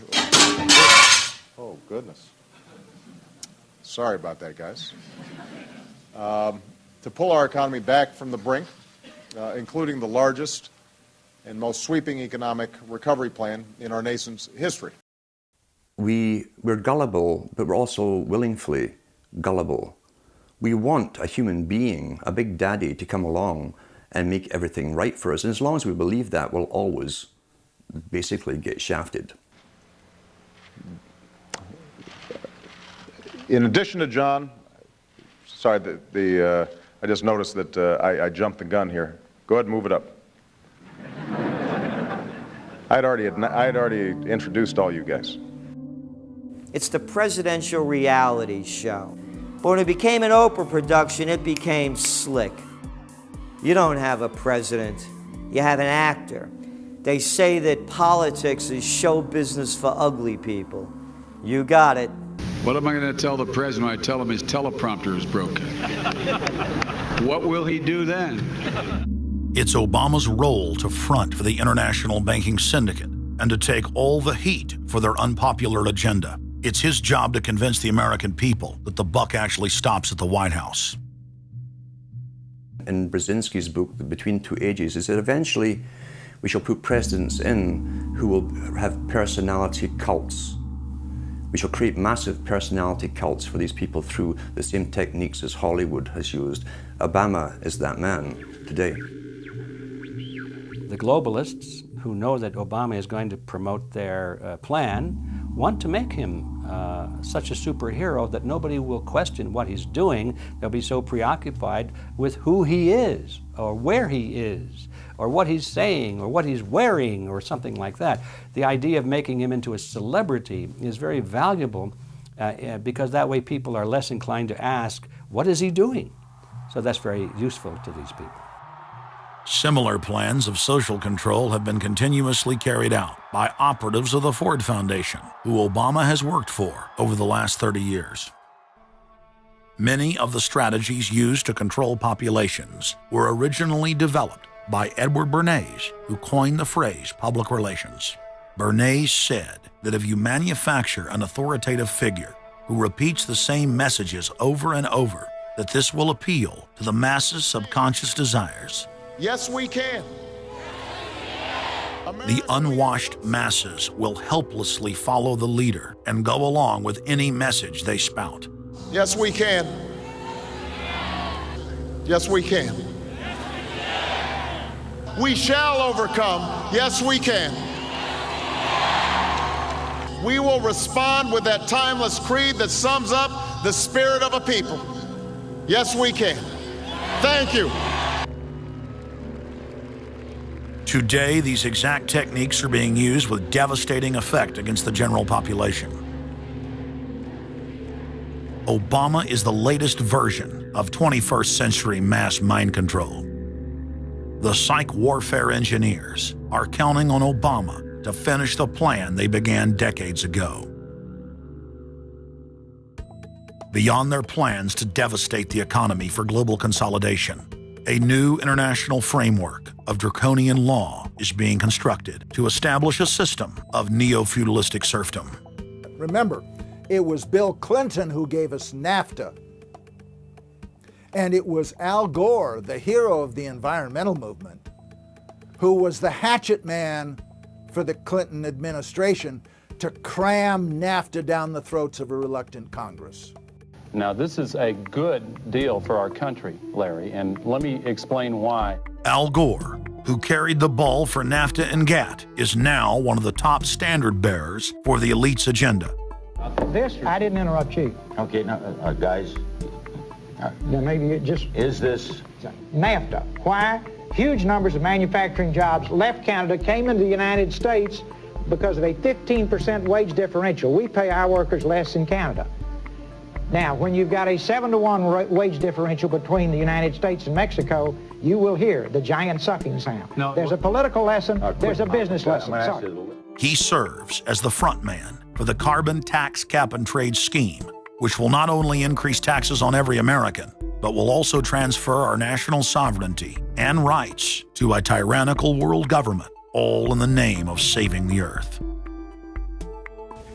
Is the legislation that we are discussing here today, is that something that you are going to personally benefit from? If you believe that the reason I have been working on this issue for 30 years is because of greed, you don't know me. I've been willing to put my money where my mouth is. Do you think there's something wrong with being active in business in this country? I am simply asking for clarification. I'm proud of the it. Relationship. I'm proud of it. My name's Dr. Tim Ball. I'm a climatologist. I have a PhD in climatology from the Queen Mary College, the University of London, England. And I've been studying climate both with my 9 years in the Canadian Air Force, where it was essential to flying, and then after that at the university. So it's essentially been the whole theme of my career. Initially called climate skeptics. I said, but all scientists are skeptics. If you're not a skeptic, you're not a scientist. And then when that didn't work, then they came out with the charge that we were climate change deniers. And I remember when I was first called a denier, and it was in the Times of London and England. And of course, the word denier was clearly deliberately chosen because of the Holocaust connotations of that term. So it was not only a charge that you were ignoring the truth, but you were doing it in a very evil way. And of course, I laugh about that now because my whole career has been anything but a climate change denier. I've spent my career trying to educate people to how much climate changes naturally. So I'm anything but a denier, but of course that is part of the politics. Under the Nazis, there was something called race science. They had a lunatic theory of eugenics, the Aryan heritage, and all the rest of this. Absolute crackpot pseudoscience. There was no empirical measure or empirical test for the validity of those theories. They simply asserted them, and if you were a professor who stood up to them, then the Gestapo would come and take you away. We are perilously close to such a situation right now. Any academic, any other figure standing up to say the global warming theory of Al Gore is a piece of crackpot nonsense is in danger. You'd be fired from a government job, and in many universities, your job would be in danger. And of course, it's also part of what's called ad hominem, that if you can't defeat the person's argument rationally, you start attacking the person. And we see that with these terms, and we see it with Al Gore calling them flat earthers. Congressman, you began by denying that there is a consensus on the science. There is a consensus on the science. Well, you mustn't have been listening to our testimony that we've had for the last few days with dozens of experts that have come in who have given completely different views. Well, I would encourage you to go back and look at the testimony this committee's heard. There are people who still believe that the moon landing was staged on a movie lot in Arizona. And neither of us are one of those. And I know you like giving those cute anecdotes. This is not a cutesy issue. We're talking about something that can export millions of jobs out of our economy, out of our country. Richard Lindzen, an MIT professor of atmospheric physics, said it many years ago when he said the consensus was reached before the research had even begun. And then scientists like myself that stood up and said, hold on a minute, I got problems with this. Oh, paid by the oil companies, don't trust that guy. What the international scientific community is saying is correct. There is no legitimate basis for denying it. Now, you hear the consensus argument. Well, the majority of scientists. What they're always talking about is, and originally the IPCC was about 3,600 scientists, it's now down to 2,500. That's the people they're talking about. But when you look at it, most of them are bureaucrats. They're not scientists at all. And very, very few of them are actual climate experts. Now, the consequences of that, and whether that's because of man-made CO2, I think are debatable. If CO2 is not causing the climate change, what is? What are the major driving factors? And so they're essentially the ones that are left out by the Intergovernmental Panel on Climate Change. It's unbelievable to me that they can come out and ignore the sun. I mean, everybody knows the sun goes in, it gets cool. You notice that, right? You have an eclipse, the temperature drops, and the birds start to get excited and so on. And when you look at the seasonal changes with the sun, how you can suggest that the sun is not a factor is really quite remarkable. Giving us false scientific information is not going to clean up our environment. Speaking with a lot of promises and innuendo is not going to help clean up our environment. The globalists have co-opted the environmental movement. There are a lot of real environmental problems we face, like genetic engineering, where they're splicing plants, animals, insects, you name it. Toxic waste dumping in the ocean. No one wants to breathe bad air or drink toxic water. But the global carbon tax has nothing to do with that. It's a tax literally on breathing. Go out on the street or talk to your friends, your neighbors. Ask them, hey, should we ban dihydrogen monoxide? It's bad for the environment. The average person will sign your petition calling for the banning of water. That's right, dihydrogen monoxide is water. It's the same thing with table salt, sodium chloride. And that's exactly what the establishment is doing with carbon dioxide. Ooh, dioxide. It has this scary sounding name. But the truth is, it's one of the 4 elements of life on this planet. Oxygen, carbon dioxide, water, and sunlight. And if the establishment can tax and list as a toxic waste one of those basic 4 building blocks of life, carbon dioxide, they can regulate and control every facet of our lives and shut down any businesses that aren't part of their New World Order. The idea that carbon is a pollutant is essentially a way of saying that humanity is a disease or a cancer that ought to be wiped out. Genocide. People have argued in this environmental coterie around Obama, around Holdren, the theoretician of de-development, who is now the science advisor of the White House, really the anti-science advisor. They've argued that babies are carbon monsters, carbon machines, and that every time you breathe out carbon dioxide, you're part of the pollution of the planet. This is an absolutely anti-human doctrine. They use the environmental movement to promote their real agenda, which is globalization and federalization and power. The advisor to Gordon Brown wants to exterminate 1/2 of the population of the British Isles. Now that's something Hitler might have tried to do, or Stalin. They didn't succeed. Will Gordon Brown do it? You can read this in the statements of these lunatics, radical environmentalists, fanatical Malthusians, tree huggers, whatever you want to call them. This is an ideology of genocide which can be documented exhaustively, ad nauseum, out of their own statements. When Gore said the science is settled, that raised red flags amongst the media and then also amongst a lot of other people that sort of knew that that wasn't true, other scientists, and started to look at it. And of course, the more they looked at it, the more they realized, no, science is never settled. What is coming down now is environmentalism is nothing but phony science. Nothing but phony science. And if we really believe in the environment, if we really believe in freedom, if we really believe in truth, we need to get some straight answers. Now, the Kyoto Agreement, of course, was reached in the city of Kyoto. And what was interesting was several things came out of that. But the first thing was that not all countries had to participate in Kyoto, but not all had to take action. Only the developed nations were required to reduce their level of CO2. The developing nations were excluded. Now, of course, at that time, China was, and in some ways you can argue it still is, a developing nation. So it wasn't required to meet any targets under Kyoto, nor was India. The U.S., of course, held out. And what's interesting is that the U.S. Senate voted 95-0 against the Kyoto Accord, even though Al Gore was the vice president at the time. And lucky for him, he didn't have to cast a deciding vote.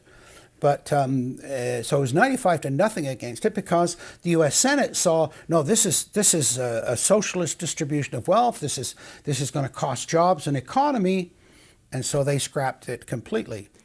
We're now told that you have to buy carbon offsets. In other words, if you have sinned by having a carbon footprint and by carbon emissions, you've got to buy a carbon offset, which is usually a scam. Somebody claims to have planted an acre of grass in the third world. It never happened. They take your money and laugh all the way to the bank. But they're telling you that in order to cleanse your guilt, you've got to buy a carbon offset. Talk about carbon polluters. You talk about them. It's my understanding that back in 1997, when you were vice president, Enron's CEO, Ken Lay, was involved in discussions with you at the White House about helping develop this type of policy, this trading scheme. And is that accurate? Is it inaccurate? It's been reported. I don't know, but I met with Ken Lay, as lots of people did, before anybody knew that he was a crook. Right, and clearly you can see why so many of us are concerned about this type of cap-and-trade energy tax that would be literally turning over this country's energy economy. I didn't know him well enough to call him Kenny Boy. Well, but you knew him well enough to help devise this trading scheme, and obviously we know what Enron and these big guys on Wall Street like Goldman Sachs, and I know you've got interest with Goldman Sachs. No. Well, that's been reported. Is that not accurate? No, I wish I did. With executives you're partnered in companies with executives from Goldman Sachs. Well, if you're not. Al Gore has got to be the greatest con artist in modern history. This guy claims he invented the internet, even though it's on record he's a liar, and he got away with it. He was the pitch man that successfully sold, as vice president, NAFTA and GATT, that's lowered the standard of living in the United States and Mexico and almost completely deindustrialized our country. Now he's saying you should pay him and his private company, set up by Enron, a carbon tax on breathing. Look, if you want to buy Al Gore's propaganda, go ahead. But before you do that, you should at least look into the claims he's making.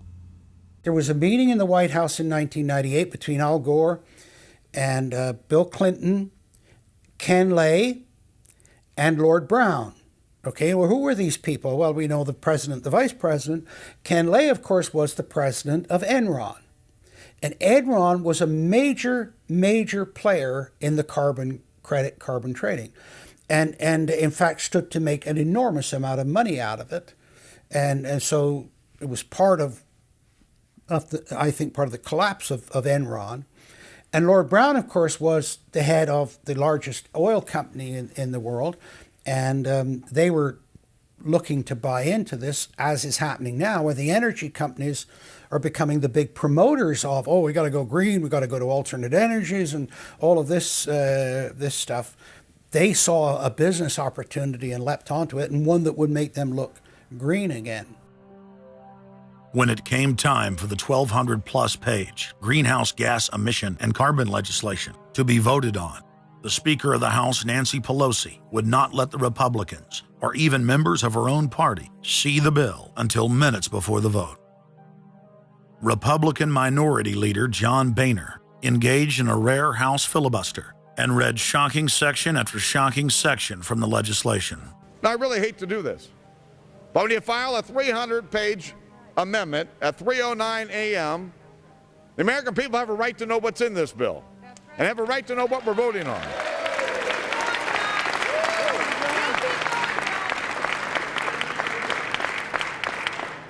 Page 48.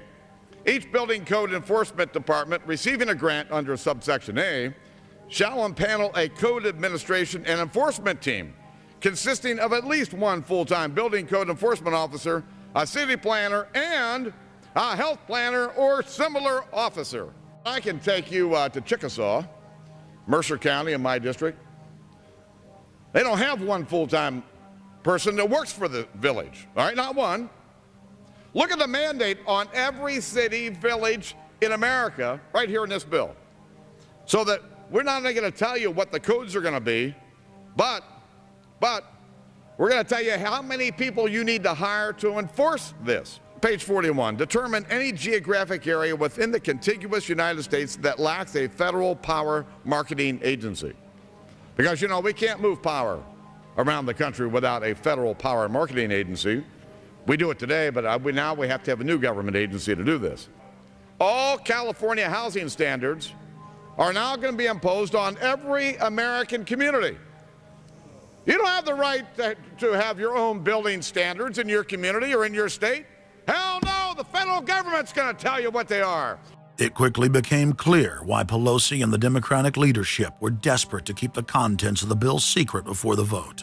Now, because of this underlying bill, the federal government will virtually have control over every aspect of lives for the American people. It is time to stand up and say, we get to choose. We choose liberty or we choose tyranny. It's one of the two. The underlying bill represents the tyranny and the intervention of the federal government. It's our choice.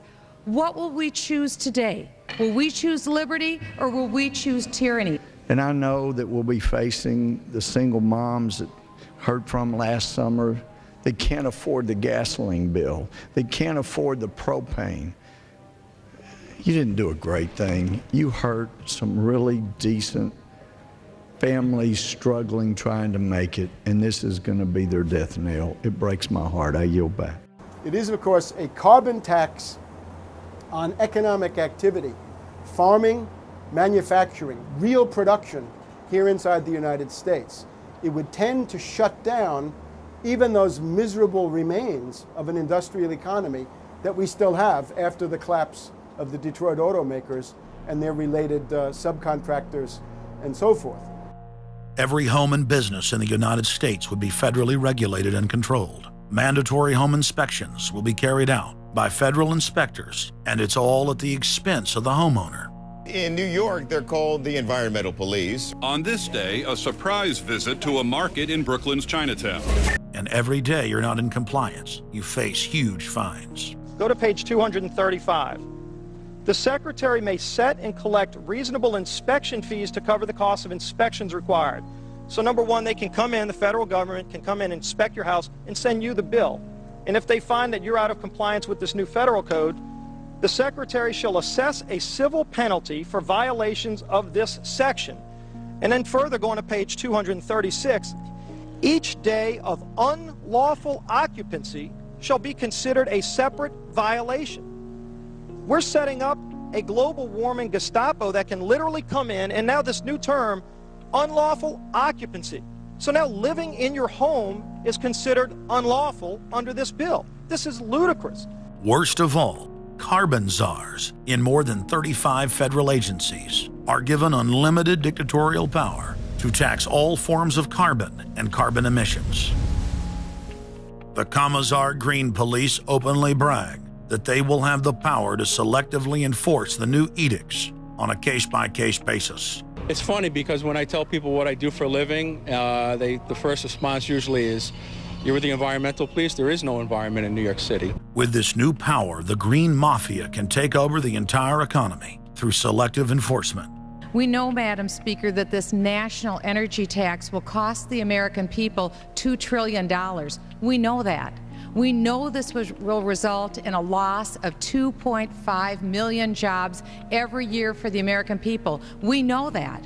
We know this will result in a reduced standard of living for Americans. We know that. What is the point and what's the benefit? The same central banks that have stolen more than $50 trillion from national treasuries across the planet are now creating a new derivatives fraud through the cap-and-trade carbon tax system that dwarfs their previous Ponzi schemes. We've just watched a financial meltdown in this country, the likes of which hasn't been seen in some time. Now, if people like credit default swaps, they're really going to like the carbon swaps that are going to occur and the carbon future swaps.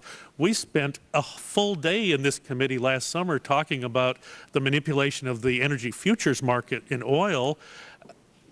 We're going to create, I fear, another such system that people who have an inclination to react dishonestly to systems are going to actually have a new opportunity. Is that not a problem? A select group of central banks are lobbying for the same legislation to be passed worldwide. Once the so-called green economy laws are in place, only global megacorporations and their subsidiaries will be allowed to do business. Van Jones, Barack Obama's first green job czar, has stated repeatedly on the record that the new green economy is only a cover for a complete revolution against capitalism and the total redistribution of wealth. But what Van Jones doesn't tell his sad followers is that the elite are bragging that the modern green movement was designed from its creation to destroy the middle class and transfer all wealth into the hands of a super elite. They're not doing this to uplift the poor. No, the goal is to enslave the planet and usher in a new dark age. Every nation on Earth is in the process of, or has already passed, its own set of carbon tax laws and regulations.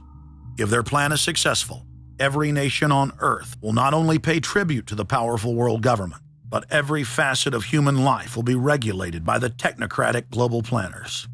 Under the carbon tax scheme, China, India, Mexico, and over 150 other nations are exempt from the global tax system.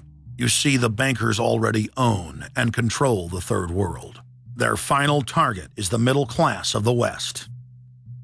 Once they've dismantled the economies of the United States, Europe, and Japan, they believe no one can stand in their way.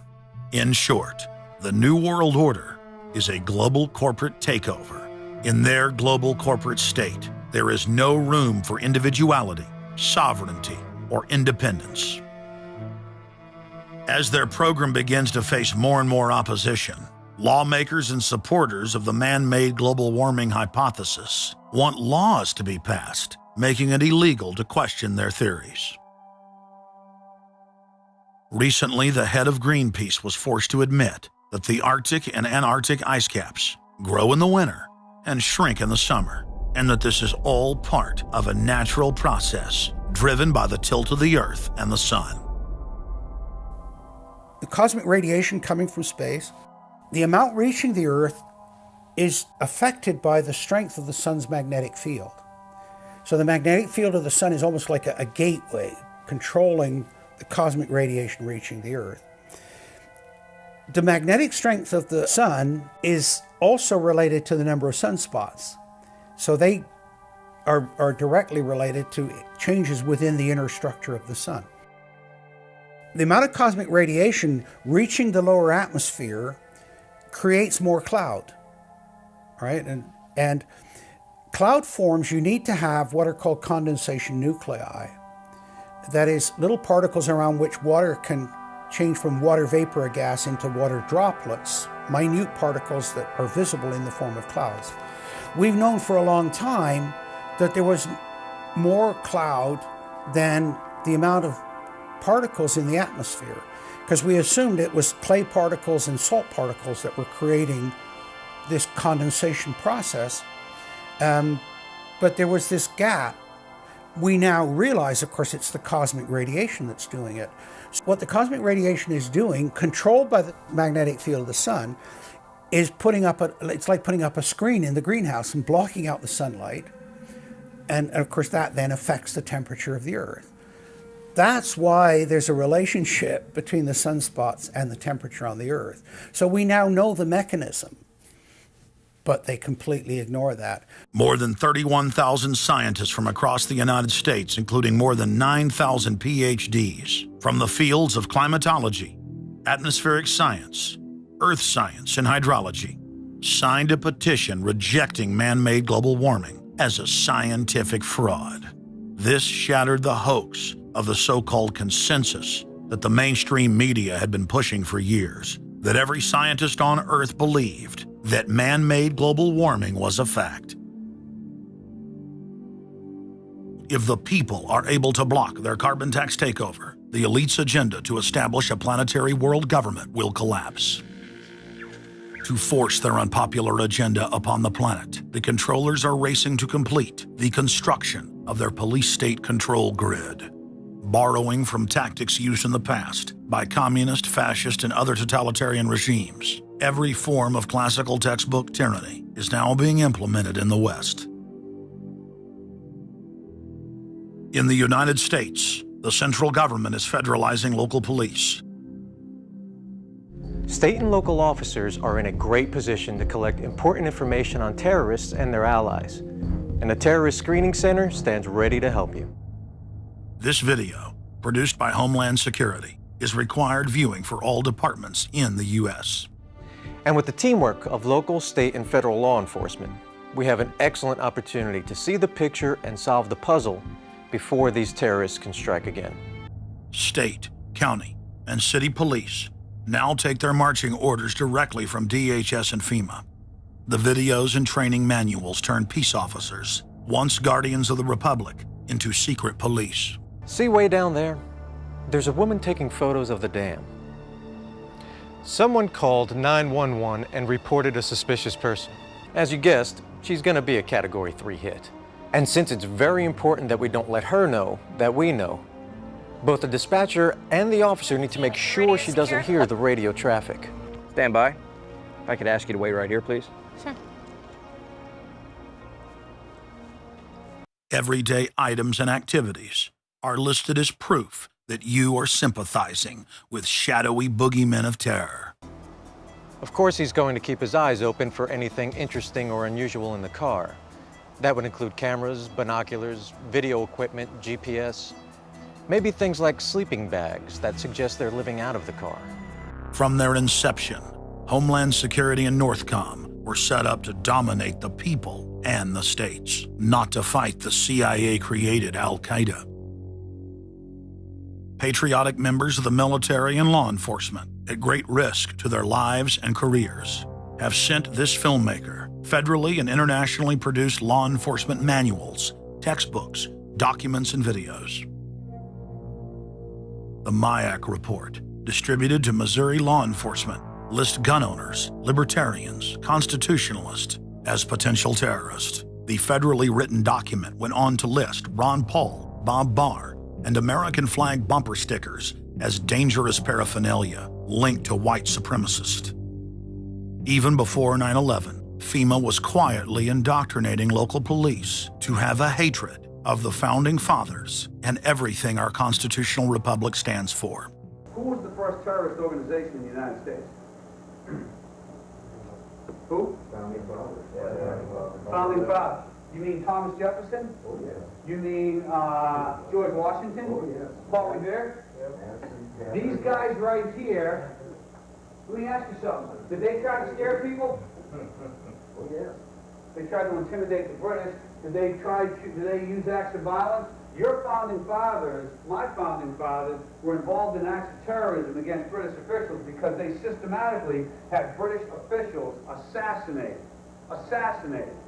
In the old Soviet Union, Nazi Germany, and Maoist China, the police's main job was not fighting crime.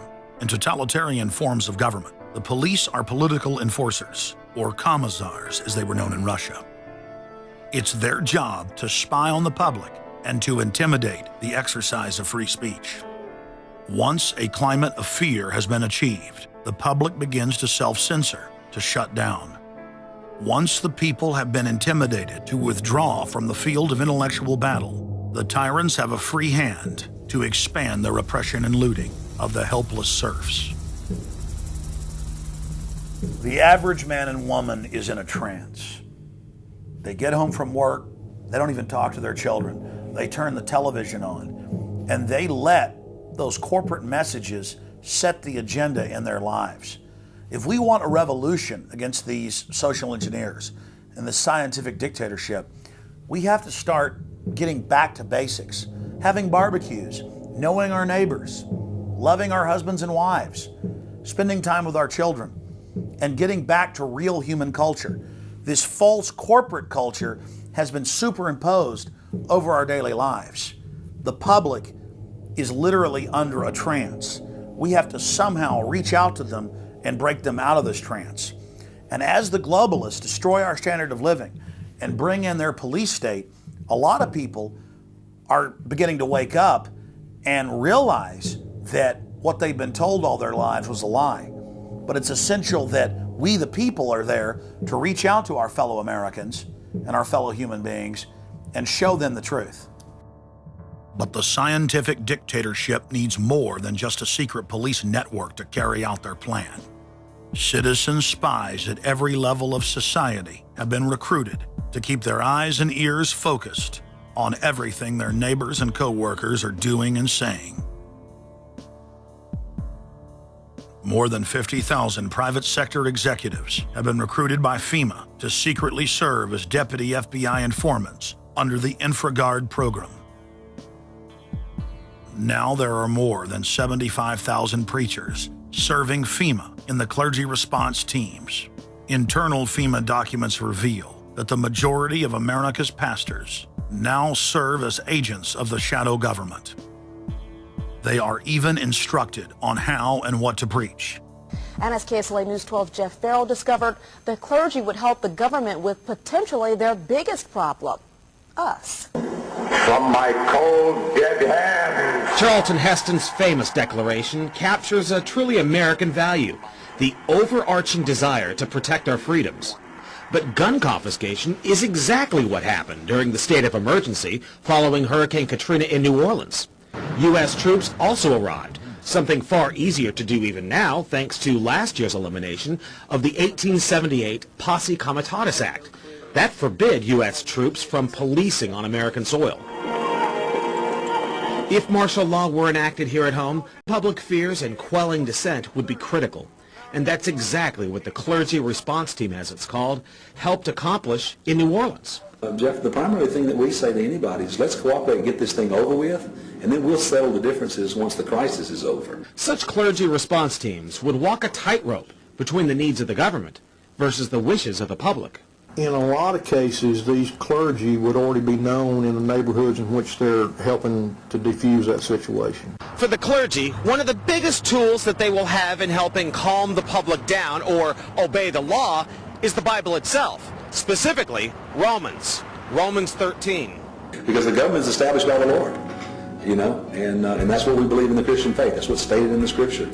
They prepare their flocks like sheep to the slaughter for gun confiscation, forced inoculation, and they tell them that it is a blessing to have their families broken up and put into FEMA camps. Irland, Frankreich, Portugal, Spanien, die Schweiz, Liechtenstein, Luxembourg, Polen, Ungarn, Romania. Adolf Hitler bragged that his most powerful domestic tool, used by the Nazis to control the people, was the servile clergy. And his favorite Bible verse was Romans 13, render unto Caesar.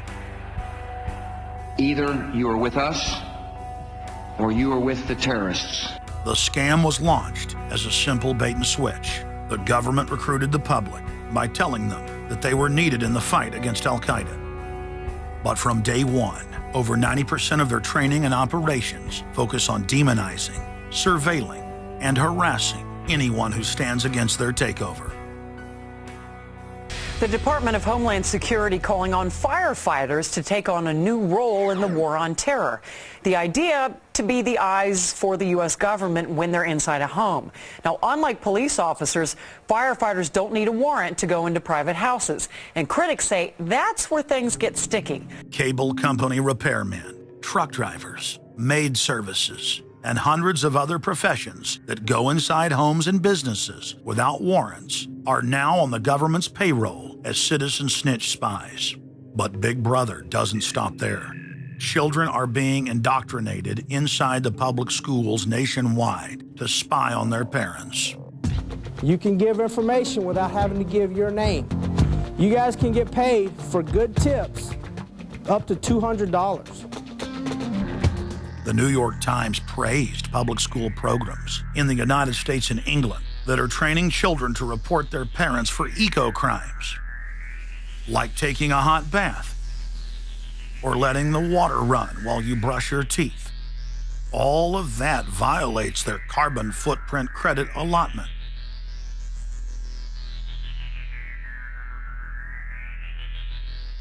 Check it out, check it out.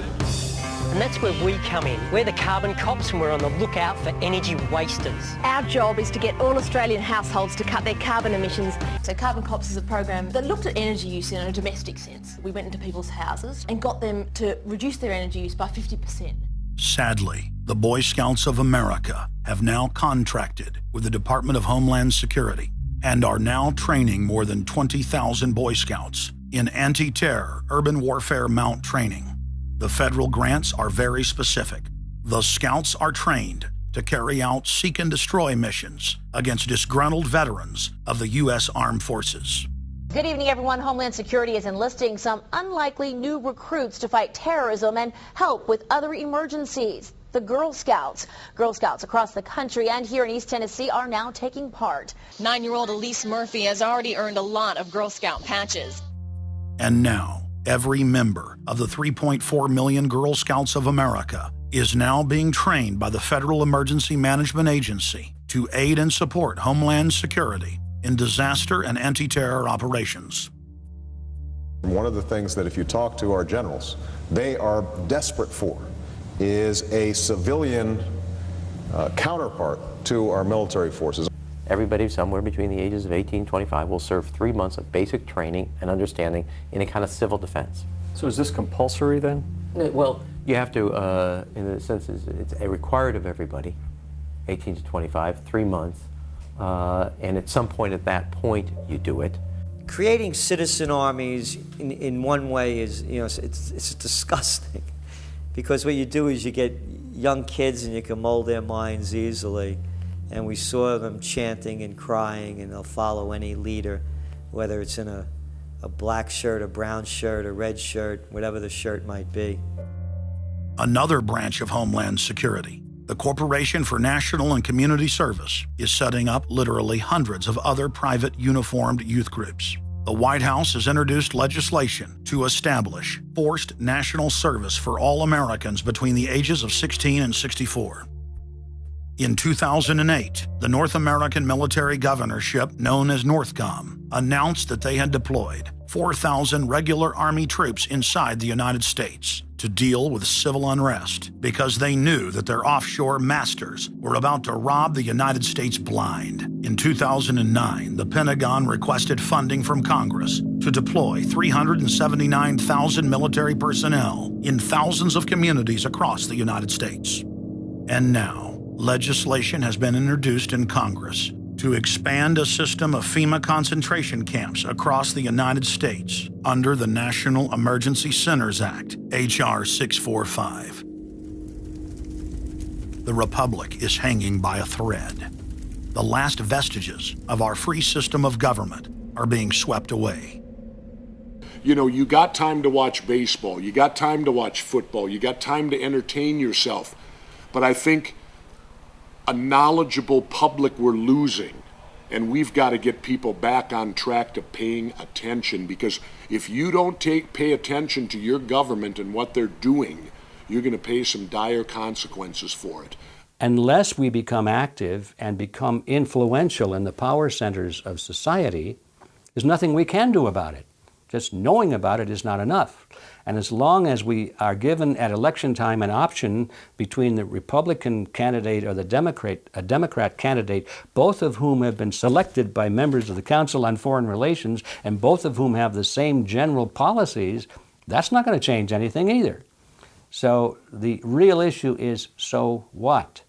And the answer is we've got to recapture control of the power centers of society. The people have a decision to make. Our nation has been seized in the jaws of a global corporate takeover. The Republic is passing into history. We're losing our freedoms.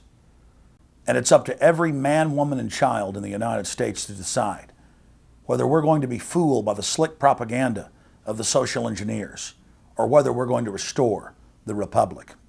The values expressed by our founding fathers and the Declaration of Independence and other documents are very important to these times, and it's now our chance to manifest those documents. Now is the time for all good men to come to the aid of their country, because the country is being stolen from us in broad daylight. Not only stolen metaphorically, but financially as well. The numbers don't lie. The American people, having been educated as to the truth, then have to rise up and demand and get a government that starts serving them. We need a change, and it isn't going to come from Democrats and Republicans. It has to come from the American people. Dissension is the greatest form of patriotism, and I believe that.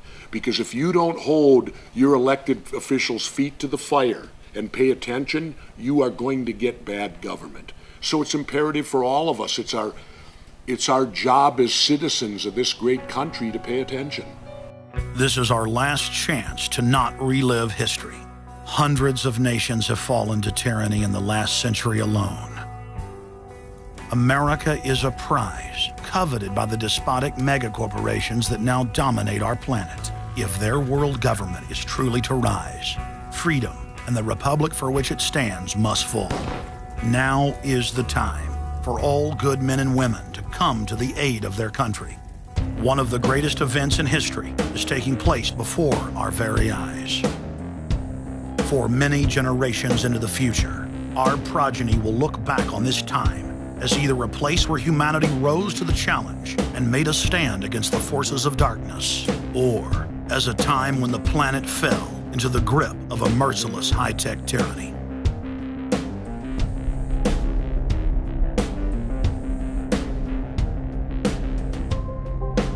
In Part 2 of Fall of the Republic, you will learn the elite's master plan for humanity. But more importantly, you will learn how to stop that plan, reverse the criminal tide, and reignite the flame of liberty on the long march to man's ultimate destiny.